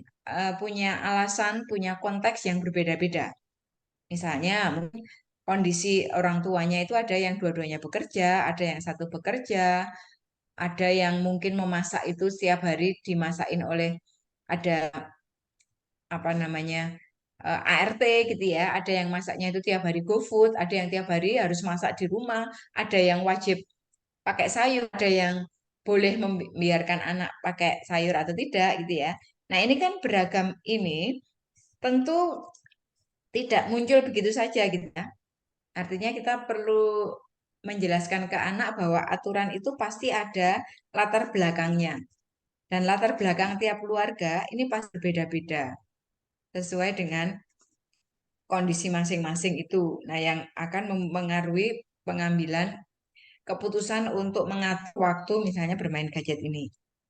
Nah, selain itu juga menunjukkan dampak-dampak tadi. Kalau kamu misalnya coba kamu pakai mengikuti caramu, tapi apakah kamu mau kalau nanti konsekuensinya karena temanmu itu sebenarnya eh, orang tuanya itu yang satu di luar kota. Lalu jadi tidak sempat, jadi dia tidak mengizinkan atau membiarkan gitu ya. Tapi dia tidak bisa menemani. Nah, kamu kan masih bisa ditemani. Misalnya kayak gitu. Jadi mengajak anak untuk mendiskusikan kondisi yang lebih luas, saya kira itu bisa menjadikan anak memahami gitu ya, bahwa setiap keluarga, setiap temannya, setiap orang lain itu punya aturan yang berbeda dan itu karena konteksnya berbeda. Nah, yang perlu disadarkan anak adalah sekarang kenyataannya kamu berada di keluarga ini dengan konteks kita seperti ini. Maka itu yang tepat untuk aturan di rumah kita dengan konteks itu gitu ya. Nah, tapi ya itu tadi ketika kita menjelaskan ke anak tidak langsung sudah udah jadi gitu ya. Ini loh aturannya pokoknya nggak boleh ini. Kenapa nggak boleh gitu? Ya pokoknya. Nah, kita memang harus menghindari kata pokoknya gitu ya. Nah, akan lebih efektif lagi sebenarnya ketika anak mulai, ini kan mulai kritis ya sebenarnya ya, ketika anak mulai membandingkan dengan aturan di keluarga lain atau aturan dari temannya, ini tanda-tanda bahwa anak mulai bisa berpikir kritis. Ini momen ini bisa kita gunakan untuk mendiskusikan baiknya kita seperti apa. Jadi melibatkan anak dalam pembuatan aturan itu menjadi satu kunci utama dalam keberhasilan penegakan aturan itu. Maksudnya aturan itu tidak datang sepihak dari orang tua dan itu datang tiba-tiba ya. Pokoknya hanya jam sekian sampai sekian. Nah, kenapa? Ya pokoknya aturannya itu gitu ya. Itu karena mama sudah, nah, apalagi kalau alasannya itu karena sepihak dari orang tua, tidak melibatkan kondisi anak. Ini akan riskan sekali untuk anak menolak aturan itu atau melanggarnya dengan diam-diam. Ya, maka ketika anak mulai membanding-bandingkan, mulai bisa berpikir kritis ini, saya kira itu waktu yang tepat untuk mendiskusikan aturan dengan anak. Ya, baik kalau ini memang terjadi di awal, tapi kalaupun di tengah, aturan itu juga kan ini yang membuat kita sendiri gitu ya, perlu didiskusikan selalu juga. Jadi jangan sampai menjadikan anak itu bahwa setiap orang itu punya otoritas, orang tua itu punya otoritas yang itu nggak bisa dilawan gitu ya. Nah, maka ini bisa menjadi sarana untuk melihat kembali dan anak dilibatkan. Jadi menurutmu gimana ya kenyataannya? Nanti bisa diberikan keterangan mengenai dampak-dampaknya, mengenai kenapa alasan yang paling baik gitu ya, paling optimal untuk pertumbuhan anak itu seperti apa. Nah, lalu melibatkan anak dalam ide-idenya. Jadi gimana kalau seperti ini? Nanti pasti muncul seperti itu ya. Kalau pengalaman saya juga begitu. Nanti ada mulai membandingkan gitu. Ya sudah, mari kita lihat aturan kita. Kalau menurutmu gimana? Nah, di situ tentu tidak langsung dipenuhi gitu ya. Kita lalu diskusi. Anak juga punya alasannya apa? Kenapa kamu mau tidur jam 11? Kalau tidur jam 11, waktu tidurmu kurang, itu dampaknya kamu ngantuk di sekolah. Kamu nanti nggak konsen. Kamu siap dengan itu? Nah, lalu anak lalu bisa berpikir sendiri, ya nggak bisa ya kayak gitu ya. Berarti aku memang harus tidur jam sekian. Oke, berarti kondisinya kan memang berbeda. Itu saya kira. Jadi kata kuncinya adalah tetap sama ya, tadi dikomunikasikan dan ketika anak itu mulai mempertanyakan, mulai membandingkan gitu ya, itu saatnya untuk meninjau kembali aturan kita dengan melibatkan anak. Dan ingat ketika memberikan aturan pada anak, itu memang hindari hanya satu pihak dan hindari untuk hanya mengatakan yang jangan-jangannya aja. Tetapi di balik jangan itu kan pasti ada alasannya yang itu perlu kita sampaikan ke anak supaya mereka ngeh bener gitu ya, tidak hanya kenapa ini nggak boleh, kenapa ini harus begini, tapi mereka tahu alasan di balik itu. Begitu, Bunda Rilka, apakah bisa Ya, di... Ye, terima kasih Bu Titi. Kita terima bisa kasih. belajar Ye, berdiskusi dengan anak-anak. ye. Ya, terima Terima kasih kasih Bu sama-sama. Darilka, terima kasih Bu Titi. Sebelum ke penanya ketiga, saya informasikan bagi Bapak Ibu yang hadir di ruang Zoom ini, silakan mengisi link presensi yang sudah di-share oleh Pak Sapar dan diulang oleh Bu Novi di kolom chat. Ya. Silakan mengisi link presensi. Baik, selanjutnya Ibu Agustina Wulan, ini Mama Shalom ya. Mama Shalom, monggo dipersilahkan. Baik, terima kasih Pak Adi. Selamat pagi Bu Titi, Bu Novi, dan Bapak Ibu SD Terkait Besar. Terima kasih untuk waktunya. Mohon maaf saya nyambi bekerja ini. Dan saya mau bertanya Bu Titi terkait tentang generasi stroberi tadi itu kan cenderung ke lembek ya Bu. Di sini juga ada anak saya, halo Mbak Salom, di rumah. Itu bagaimana caranya supaya anak itu tidak merasa bahwa dia, kalau bahasa Jawanya itu cilian aten gitu loh Bu. Jadi dikena nada tinggi sedikit sudah istilahnya mengkerat terus langsung dibawa hati gitu. Nah, mohon bantuannya untuk dapat bagaimana sih caranya saya bisa membuat anak saya itu istilahnya lebih tangguh supaya tidak cilian aten. Begitu Bu Titi. Terima kasih sebelumnya. Terima kasih Pak Ardi. Ye, terima kasih. Monggo langsung Bu Titi. Terima kasih Pak Adi, terima kasih Bu Agustina. Ya, menarik ya bagaimana membuat anak itu supaya tidak cilian aten. Cilian aten itu bahasa Indonesianya apa berarti ya? Kecil hati Kecil gitu hati ya. ya, ya Jadi betul. mudah Iya. mengkeret dikit lalu Iya. lembek gitu ya, seperti yang stroberi tadi. Kata kunci yang pertama itu adalah anak itu bisa menjadi istilahnya itu lalu rapuh, lembek, tidak percaya diri gitu ya, merasa harga dirinya rendah. Itu karena dia memang tidak pernah dihargai gitu ya. Jadi ini kan masalah menghargai diri. Kalau orang itu punya penghargaan terhadap dirinya sendiri, maka dia kan akan mendengarkan apapun, mendengarkan kritikan, dia di situasi yang buruk gitu ya, apa yang dia rencanakan tidak terjadi. Kalau orang itu harga dirinya tinggi, artinya dia bisa menghargai dia, konsep dirinya positif, dia melihat dirinya positif, maka dia itu kebal ya. Jadi stroberi itu yang tidak akan lembek itu kalau dia sendiri itu sudah punya kualitas pribadi yang tangguh tadi. Nah, caranya adalah dia bisa menghargai diri kalau dia terbiasa juga dihargai oleh orang-orang di sekitarnya. Nah, maka kadang-kadang memang lebih mudah bagi kita untuk mengkritik daripada mengapresiasi gitu ya. Ini yang tantangan saya kira bagi orang tua untuk kadang kita lupa anak itu mudah melakukan hal yang bagi kita itu biasa gitu ya, sehingga ya biasa aja dia akan bangun misalnya menjalankan tugasnya, kemudian ya biasa gitu ya, lalu begitu terjadi kesalahan dikit kita gimana sih kok kayak gitu. Nah, meskipun ini kelihatannya sepele dan maksud kita ada membuat anak itu lebih cermat, lebih hati-hati, tetapi ini sebenarnya anak terus merekam gitu ya, bahwa saya ini kok memang nggak salah terus ya. Gitu ya. Jadi padahal sebenarnya dia sudah melakukan hal yang benar gitu ya. Artinya dia sudah banyak yang dilakukan yang benar, tetapi itu tidak pernah kita anggap gitu ya. Ini bisa membuat anak itu menjadi cilian aten itu.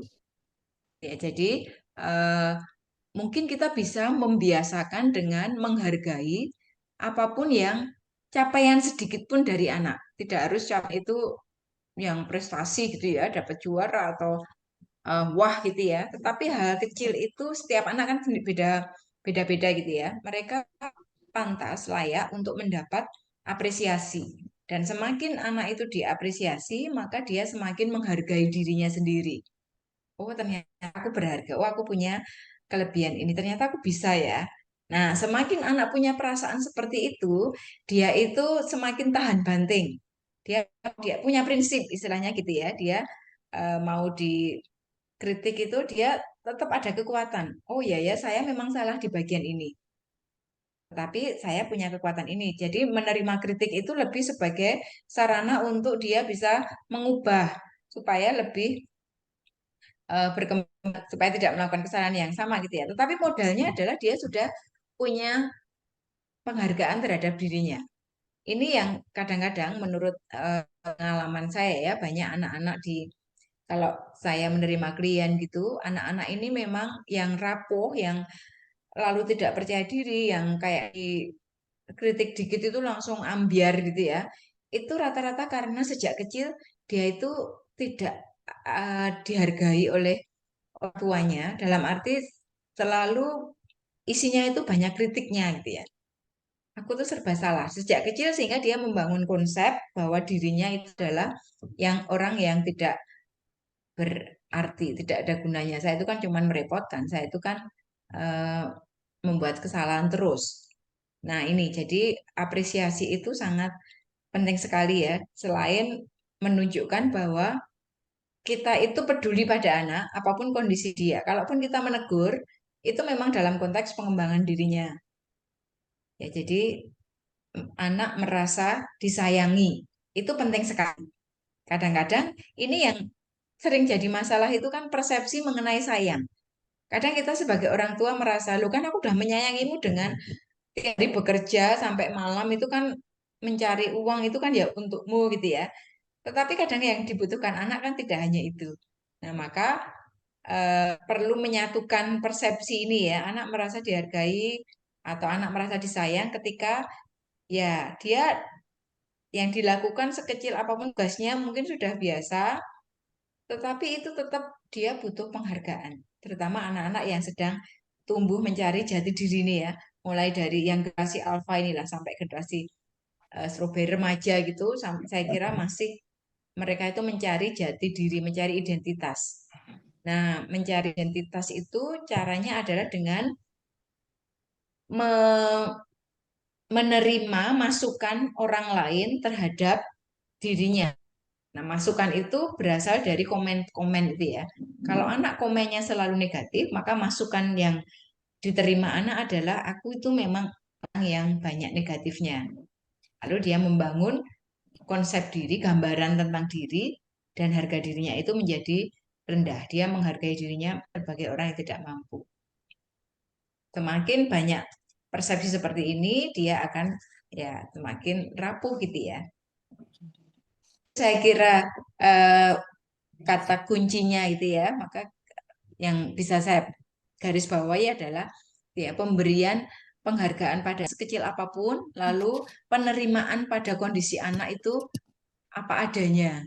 Jadi mereka merasa disayang dengan kondisi mereka apa adanya itu akan bisa mempengaruhi apakah mereka menjadi pribadi yang tough gitu ya, kuat, atau pribadi yang gampang lembek tadi itu.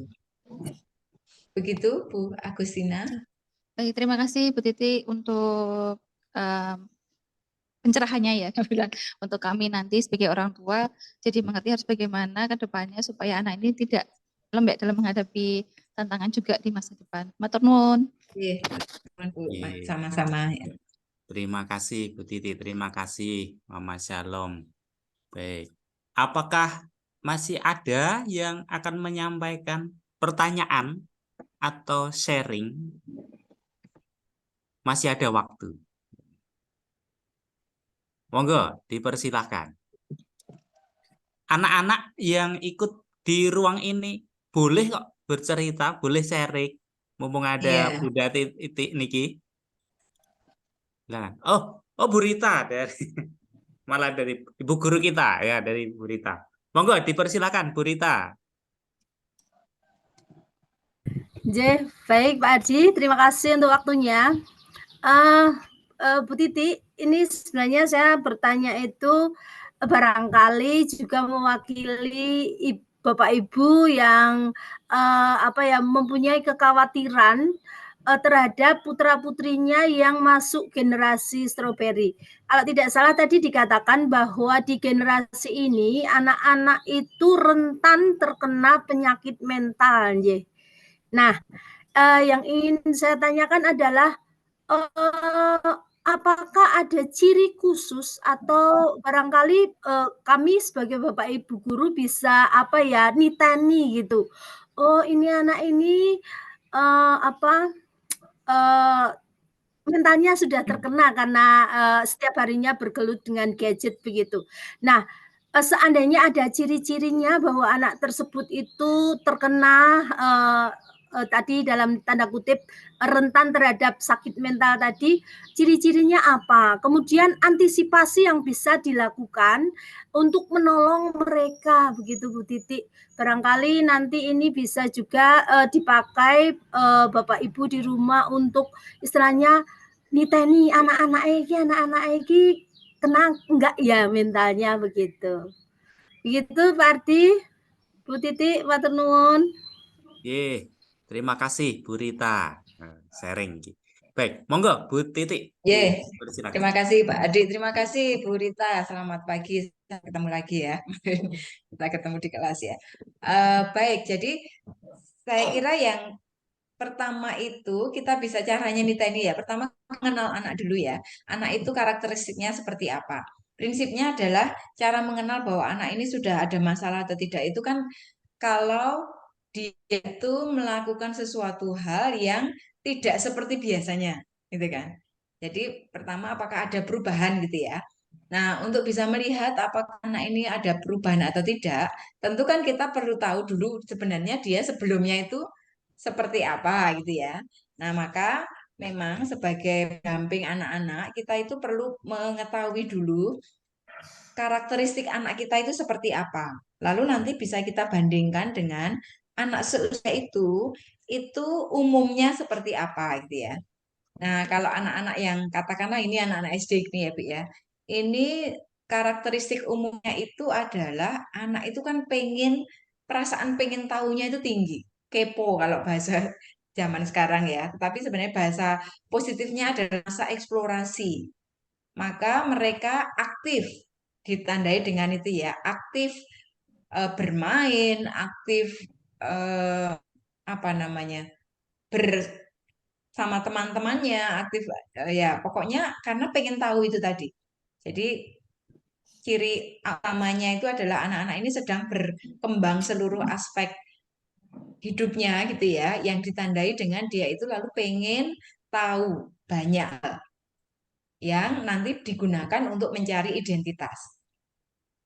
Saya ingat ya waktu kemarin itu di SD Tarakanita ini anak-anak yang nanti seiring usia juga akan berubah gitu ya.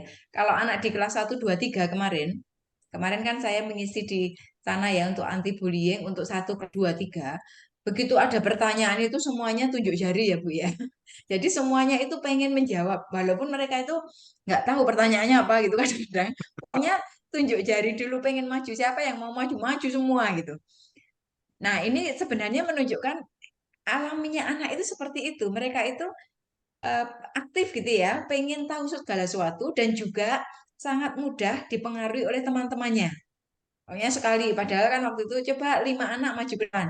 Yang maju itu hampir 90% dari anak semuanya maju gitu ya, sampai bingung gitu. Nah, karena pengaruh seperti itu. Tetapi yang kelas 4, 5, 6, mereka berbeda kan situasinya ya. Siapa yang mau ini relatif mikir dulu gitu. Dan lebih, mungkin kontrol emosinya lebih tinggi gitu ya. Jadi mereka itu tidak harus mengaktifkan mereka itu sendiri. Nah, ini kan kita mengenali dulu ya karakteristik anak kita itu di usia tertentu, itu karakteristik umumnya seperti apa. Lalu setelah tahu karakteristik umum yang tadi ya, karena 1, 2, 3 itu benar-benar ekspresif, otentik, apa adanya. Yang 4, 5, 6 ini kan anak-anak sudah mulai masuk sebenarnya usia puber. Kalau dulu zaman orang tua kita gitu mungkin ya SMP itu baru puber. Kalau sekarang kan maju ya, anak-anak kelas 5, 6 itu sudah mulai. Nah, anak yang puber ini sudah memperhatikan dirinya kan sudah mulai merasa tidak terlalu nyaman dengan fisiknya akibat puber itu, sehingga mereka sebenarnya lebih tidak terlalu langsung reaktif. Nah, ini kan karakteristik umum yang perlu kita pahami dulu. Kemudian kita bisa masuk ke karakteristik yang khusus, karakteristik kepribadian. Ada memang anak yang ekstrovert, ya banyak ngomong ceria gitu ya. Ada anak yang introvert yang lebih diam, lebih banyak ya hanya sebagai follower mungkin gitu ya. Nah, menanggapi pertanyaan Bu Rita tadi, maka kita kuncinya ada perubahan pada anak. Kalau ini anak biasanya ekstrovert apa-apa ini lalu kok beberapa waktu ini kok dia diem kayak eh, berbeda dari biasanya. Itu tanda-tanda awal ya yang bisa kita gunakan untuk lalu sebelum itu semakin parah, kita bisa melakukan pendekatan. Ya, jadi mengenali dulu apa yang terjadi, bisa kita cross checkkan dengan lingkungan juga. Ya, karena anak-anak yang kena mental ini jelas istilahnya sekarang kan kena mental itu ya. Itu menghambat perkembangan dirinya. Kalau yang alami anak tadi ya eh, rasa sosialnya juga tinggi ketika anak mulai menarik diri. Kalau mulai dia ada masalah dengan orang lain, istilah tadi ya, kena mental dari orang lain, pasti ini anak akan mengkeret gitu ya, istilah bahasa Jawanya. Dia akan menarik diri. Kalau itu pada anak ekstrovert, itu akan ketahuan sekali, cepat mudah.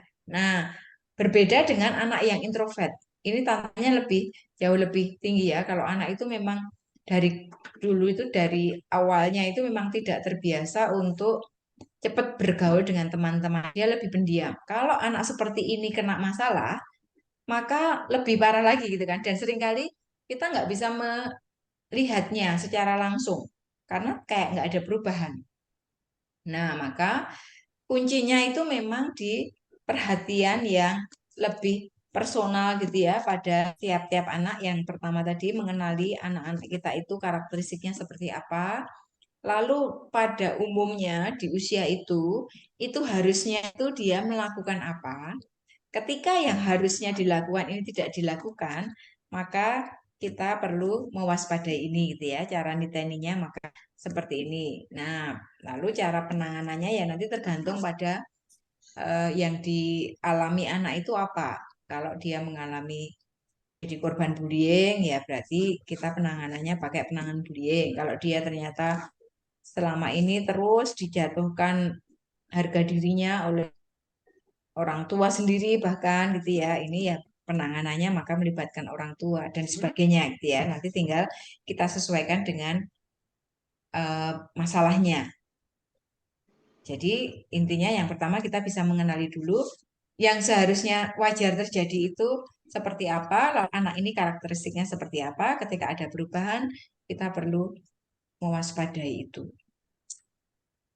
Begitu Bu Rita, apakah sudah menjawab pertanyaannya?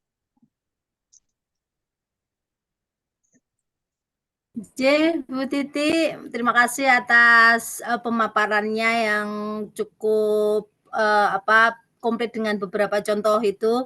Ya, semoga kami sebagai Bapak Ibu guru itu bisa menjadi lebih jeli dan lebih istilahnya lebih peka terhadap perubahan-perubahan yang terjadi pada anak didik kami. Begitu Bu Titi.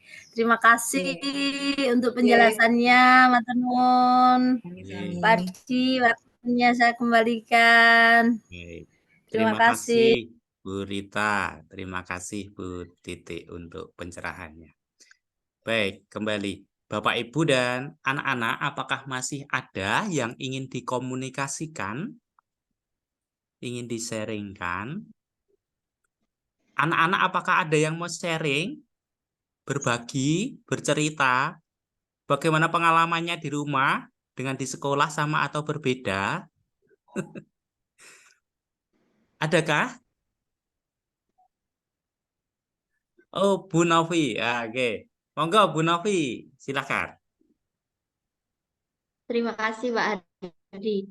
Ini karena kebetulan belum ada Bapak Ibu yang raise hand lagi, kemudian mumpung waktunya masih ada, jadi saya ikut bertanya ya Bu Titi. Terlepas dari ketugasan saya sebagai seorang pendidik sekolah, tidak dipungkiri bahwa saya juga seorang ibu, Bu Titi. Jadi saya di sini pure bertanya karena posisi saya sebagai seorang ibu. Mungkin kalaupun nanti ada kemiripan dengan Bapak Ibu yang lain, jujur itu bukan sesuatu hal yang saya sengaja gitu. Tadi menanggapi paparan dari Bu Titi kaitannya anak zaman sekarang itu sebenarnya anak-anak yang kritis gitu. Mereka itu peka, bahkan bisa mengamati apa yang kita lakukan, apa yang kita sampaikan melalui kalimat atau kata-kata begitu. Kekritisan mereka itu juga diwujudkan kalau mereka itu kadang punya prinsip gitu. Nah, prinsip yang mereka anut itu kadang-kadang, bukan kadang sih, seringkali bertentangan dengan saya sebagai orang tua begitu. Alhasil ketika misalnya saya memberitahu apa begitu, anak itu kalau bahasanya orang tua itu disebut sebagai ngeyel gitu. Anak itu ngeyel. Sebenarnya kalau saya pernah baca buku itu tidak boleh anak itu dilabel ngeyel. Tapi dalam hati ya tetap dalam hati saya ya tetap ada apa ya? eh, Tetap memiliki perasaan bahwa nih anak kok susah banget dikasih tahu ngeyel banget sih begitu. Nah, pertanyaan saya adalah bagaimana ya Bu Titi cara saya sebagai seorang ibu agar anak itu yang punya prinsip itu, karena kadang-kadang anak saya tuh punya prinsip tapi prinsip itu tuh dia belum tahu konsekuensinya begitu. Nah, bagaimana cara saya itu memberitahu anak ketika prinsip yang dia anut itu sebenarnya itu ya sebenarnya bukan salah, tapi mungkin tidak sesuai. Karena konsekuensi yang harus dialami atau dihadapi nantinya itu akan merugikan dia, mungkin begitu. Demikian Bu Titik, terima kasih. Baik, terima kasih Bu Novi, Pak Hardi. Saya langsung jawab ya. Ya, Ya, monggo. ya, baik. Saya mendengar pertanyaan dari Bu Novi itu, saya jadi teringat juga pengalaman saya. Saya boleh sharing juga ya. Jadi anak saya itu kan prinsipnya adalah dia merasa harus bisa tanggung jawab atas dirinya. Dia masih kenyataannya kan dia masih belum terlalu dewasa ya, baru kelas SMP, kelas 1 gitu kan. Lalu prinsip yang dikatakan suatu saat adalah pokoknya aku nggak mau dibangunin. Biar itu tanggung jawabku sendiri gitu ya. Oke. Nah, tapi saya kan sebagai orang tua kan ya gemes ya kalau ini kok nggak bangun-bangun nanti telat gimana selalu bangunin gitu ya. Dia selalu marah. Oke lah, lalu saya pada saat itu karena jam 7 harus sekolah ya dan setengah 7 itu dia belum bangun. Padahal perjalanan ke sekolah setengah jam. Saya gemes ini antara bangunin, berarti saya melanggar lagi, lalu prinsipnya dia yang dia pengen belajar sendiri, atau tidak, konsekuensinya ya gimana, saya mau nganterin ini, saya juga harus nganterin, nanti kalau dia telat gimana, terus saya kerja gitu kan. Nah, lalu akhirnya saya putuskan untuk oke lah, biar dia belajar sendiri konsekuensi dari prinsipnya yang mungkin tidak pas gitu ya, belum sesuai dengan seharusnya gitu. Lalu akhirnya nggak saya bangunin. Tapi saya meskipun hati saya juga, aduh gimana ya ini ya, ya dengan suami gitu, gimana ini saya mau berangkat, enaknya gimana? Ya udah pamitan aja. Jadi benar-benar eh, setengah 7 ya itu sudah mepet kan setengah 7 lebih 5 saya pamitan nganter nganter adiknya itu. Saya mama mau berangkat. Lalu dia bangun, lah kok udah jam segini gitu ya. Lah dia kayak panik gitu kan, udah jam segini gitu. Lah terus gimana? Kamu nggak mau dibangunin kan? Dan katanya udah bisa ini sendiri. Berarti belum bisa. Ya, akhirnya dia tersadar juga kata-katanya sendiri gitu kan. Tapi dia kan panik juga. Saya tahu dia panik, tapi dia juga sadar prinsipnya bahwa jangan dibangunin gitu ya. Ini mungkin hal sepele, tapi ini bagian kan prinsip gitu ya. Terus lalu dia, ya sudah, aku kan pernah bilang aku mau mengambil risikonya. Mau berangkat aja. Jadi dia dalam kondisi setengah 7 itu belum mandi gitu ya. Dan saya berangkat, ini negak-negak kayak gitu ya saya. Meskipun berat gitu ya, dia mau belajar. Saya pengen belajar untuk menanggung risiko gitu. Nah, lalu ketika saya berbicara dia ya cepet-cepet gitu kan akhirnya. Nggak dia naik apa. Eh, saya juga nggak bertanya gitu sampai lalu pulangnya terakhir ternyata memang bapaknya masih antisipatif gitu ya diantar. Ya walaupun akhirnya agak telat gitu ya. Lalu baru di situ diskusi gitu ya. Mengenai ya antara di satu sisi dia punya prinsip yang ini tuh berbeda. Saya mengatakan ini kadang-kadang mama itu lebih tahu dari karena lebih berpengalaman darimu. Jadi kadang-kadang anak itu tidak perlu mengalami kegagalan yang itu bisa diprediksi. Sudah saya prediksi, makanya udahlah. Paling aman kamu pakai ini gitu ya. Misalnya kadang kita mengarahkan, tetapi anak kita itu beda prinsip. Yang kita tahu kalau itu nggak benar. Tapi lalu ya sudah, saya prinsipnya adalah dalam usia-usia seperti ini ya, yang saya yakin juga bahwa ini tidak bukan sesuatu yang berbahaya. Paling ya nanti konsekuensinya kan telat sekolah. Telat sekolah ya ya oke lah kalau itu untuk pembelajarannya dia. Kali ya baik juga gitu ya. Maksudnya tidak bukan sangat fatal. Misalnya dia harus mengalami suatu yang eh, apa ya sangat fatal ya. Ini kalau kita yakin bahwa yang dia lakukan itu memang dia itu pengen menguji sendiri, pengen dipercaya gitu ya. Maka ya sudah, kadang-kadang membiarkan anak untuk mengalami itu dalam batasan tertentu, kita tetap bisa apa namanya ya, mengerti dari kejauhan gitu ya. Maka anak perlu diberi kesempatan untuk ini kepercayaan ya istilahnya bagi anak ya. Karena kalau anak tidak dibiarkan seperti itu di usia mereka, mereka itu masih butuh kadang-kadang bukti yang real gitu ya. Nah, maka dari situ lalu anak belajar sendiri. Oh iya ya, ternyata aku memang harus bisa mengatur waktuku dengan lebih ketat. Dari kejadian itu dia akhirnya belajar mengalami kegagalan karena jadi akhirnya dia telat juga ya. Kemudian dia sangat berhati-hati untuk masalah prinsipnya dia ini. Jadi waktu itu prinsipnya terkait juga dengan berarti malam itu harus tidur itu jam berapa, nggak boleh lebih dari jam berapa karena biar nanti dia bisa bangun pagi gitu ya. Nah, jadi dari cerita saya tadi sebenarnya saya ingin mengatakan bahwa kadang anak itu memang perlu diberi kepercayaan dan kita kadang sebagai orang tua itu perlu agak legowo untuk memberikan kepercayaan itu meskipun nggak sesuai dengan prinsip kita, tetapi dengan catatan itu ya, bahwa ini bukan sesuatu yang sangat membahayakan. Yang bagi kita oke lah nanti bisa di cover seperti ini. Karena kadang-kadang hal yang bagi kita sepele, tapi bagi anak itu luar biasa ketika dia merasa diberi kepercayaan. Bagi kita hal biasa gitu ya, tetapi pembelajarannya akan Apa lu? luar biasa. Ya ini lagi meeting kok. Gitu ya. Jadi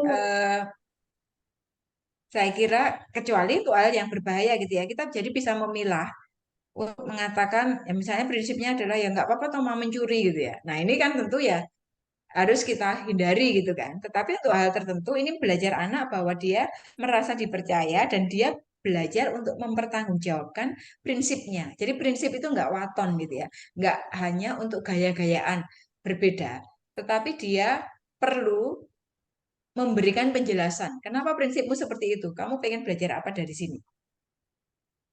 Itu saya kira, Novi. Jadi mengajak anak untuk ya nggak apa-apa prinsipmu berbeda, tetapi kita untuk menghindari tadi ya anak kok ngeyelan gitu ya, kita tantang dengan bisa memberikan penjelasan gitu ya. Dia diminta untuk mempertanggungjawabkan tadi. Dan saya yakin sebenarnya anak itu bisa membuat argumennya ya. Tinggal nanti argumennya itu, nah kita juga harus sabar dalam berargumen balik. Sampai akhirnya anak itu paham bahwa argumennya itu lemah. Tetapi bukan dari kita yang mengatakan argumenmu itu sangat lemah gitu ya. Itu nggak masuk akal. Kalau ini anak merasa tidak dipercaya, tapi dengan kita bertanya, oh nanti kalau seperti itu, ya nanti saya begini gitu ya. Biasanya dikejar terus. Memang konsekuensinya waktu kita lebih lama untuk mendengarkan dan kita juga harus super sabar dan punya pengalaman bekal pengalaman ya. Wah ini kalau jawab ini saya harus jawab apa? Jangan kelihatan kalau ya kita sendiri waton ngeyel gitu ya. Kadang-kadang atau menggunakan otoritas kita. Tapi kita ngajak anak untuk ini tadi saling menguji argumen yang paling tepat sehingga ya kalaupun nanti berubah prinsip itu biarkan datang dari anak sendiri gitu ya, bukan dia merasa ini pemaksaan banget gitu ya. Kalau dia merasa tidak berdaya dan merasa dipaksa, ya paling ini hanya menyimpan saja dia dalam hati. Suatu saat dia kalau jadi orang tua ya akan meniru kita yang menggunakan otoriternya misalnya.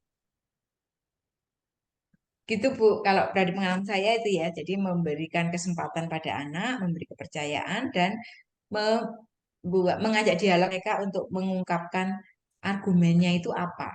Jangan-jangan kita juga kurang update sesuatu gitu ya. Jadi memang butuh kebesaran hati juga dari kita sebagai orang tua untuk, oh ya ya, kadang pemilihan anak itu kok lebih pas untuk zamannya atau kadang ya dia butuh mengalami kegagalan dikit gitu ya dan seterusnya.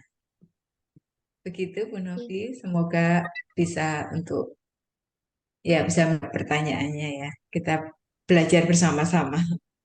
Terima kasih. Oke, terima kasih Bu Titik. Saya kira memberi pencerahan nggih, Bu Novi. Ya, terima kasih Pak Ardi, terima kasih Bu Titik. Oke, baik. Baik, Bapak Ibu, waktu kita itu terbatas. Kita hanya jam 8 sampai jam 10 dan kini sudah jam 10.00. Dan sudah banyak hal kita dengarkan, kita dapatkan, lalu juga kita diskusikan. Paling tidak ada 5 pertanyaan yang tadi sempat kita diskusikan bersama di ruangan ini. Begitu.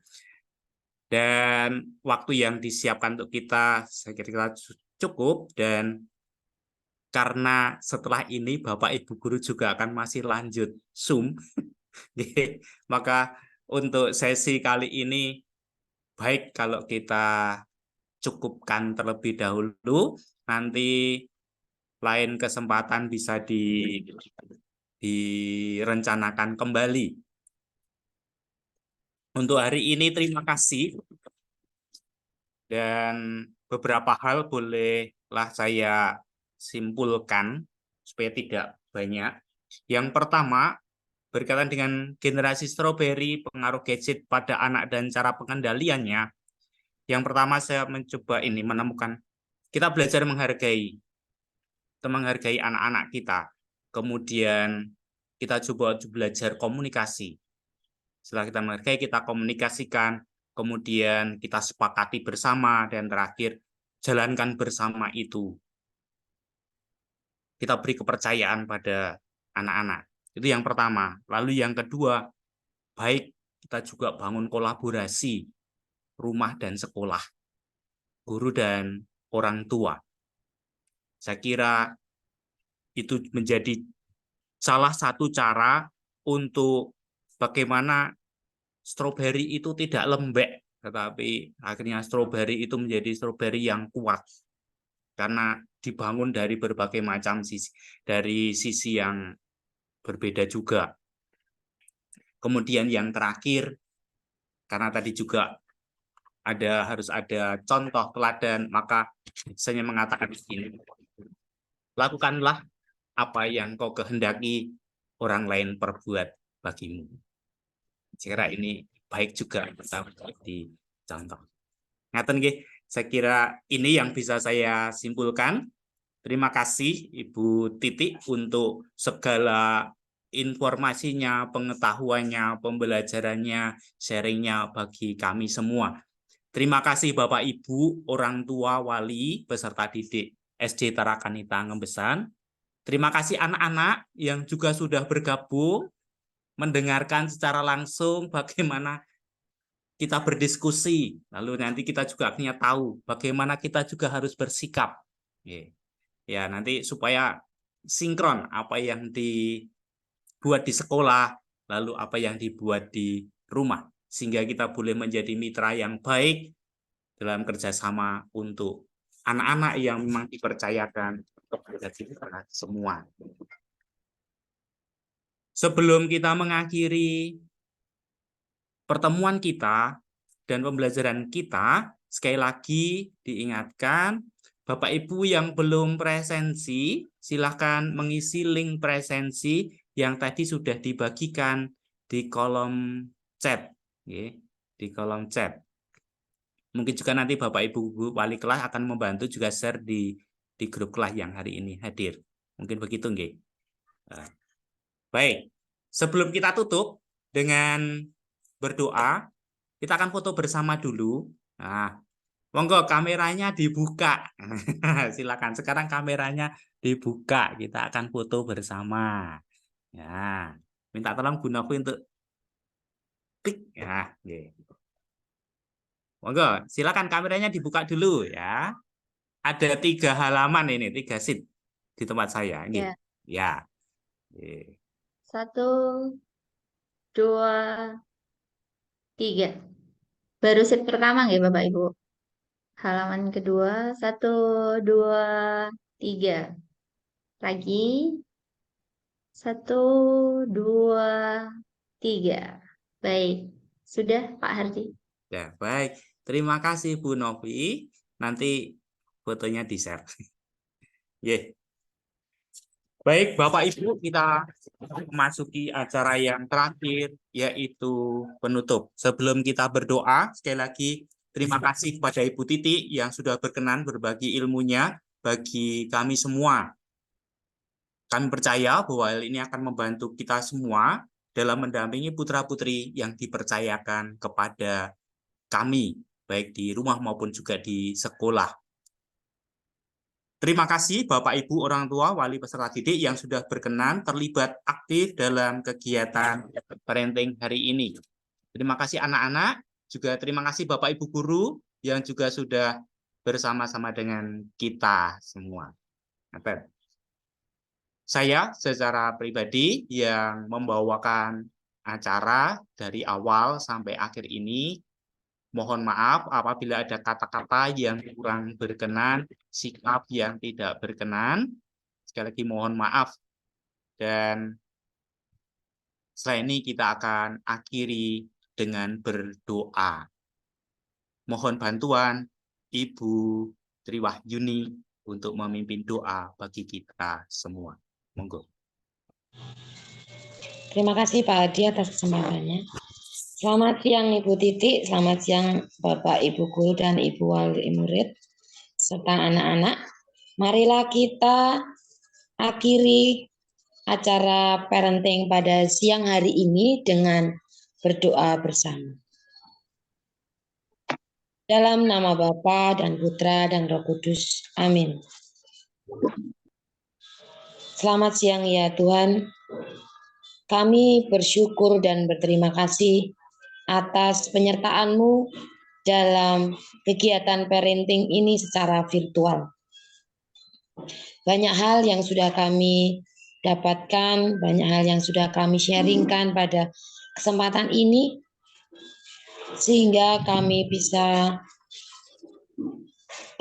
mengetahui apa yang harus kami lakukan ke depan untuk mendampingi putra-putri kami. Kami juga bersyukur dan berterima kasih karena kami bisa berjumpa, berkenalan dengan Ibu Titik Kristiani yang pada siang ini bisa memberikan ilmunya dan pengalamannya pada kami. Semoga Bu Titik selalu Kau berkati sehingga bisa terus berkarya dan membantu orang-orang di sekitarnya dengan baik. Kami mohon pula berkat-Mu pada kegiatan kami selanjutnya sehingga kami bisa mengerjakan pekerjaan kami dengan baik dan lancar. Kami mohon pula dalam mendidik, mendampingi, dan membimbing anak-anak kami. Semoga kami semakin bijaksana, semakin sabar dalam mendidik anak-anak kami, sehingga membuat anak-anak kami bisa berkembang dengan lebih baik lagi. Doa yang jauh dari sempurna ini kami unjukkan dengan perantaraan Kristus Tuhan kami. Mari kita panjatkan doa yang diajarkan Tuhan Yesus.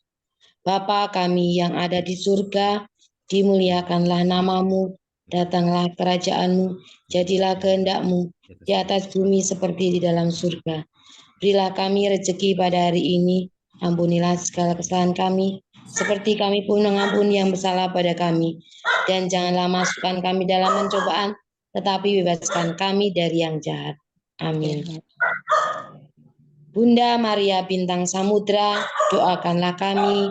Santo Carlos Borromeus, doakanlah kami. Bunda Elizabeth, doakanlah kami. Amin. Dalam nama Bapa dan Putra dan Roh Kudus. Amin. Terima kasih Bapak Ibu semuanya. Terima kasih Bu Titi. Terima kasih Bu Yuni yang sudah memimpin doa untuk kita semua. Terima kasih Bapak Ibu dan anak-anak untuk kebersamaan kita di pagi hari ini. Terima kasih Bu Titi. Semoga Tuhan berkati untuk karya-karya pelayanan selanjutnya. Baik, dengan demikian acara kita parenting hari ini. Generasi Strawberry, pengaruh gadget pada anak dan cara pengendaliannya sudah selesai. Terima kasih untuk kebersamaannya. Selamat melanjutkan aktivitas Bapak Ibu dan anak-anak semuanya. Terima kasih. Selamat. Terima kasih Pak Hardi. Terima kasih Terima Pak kasih. Hardi.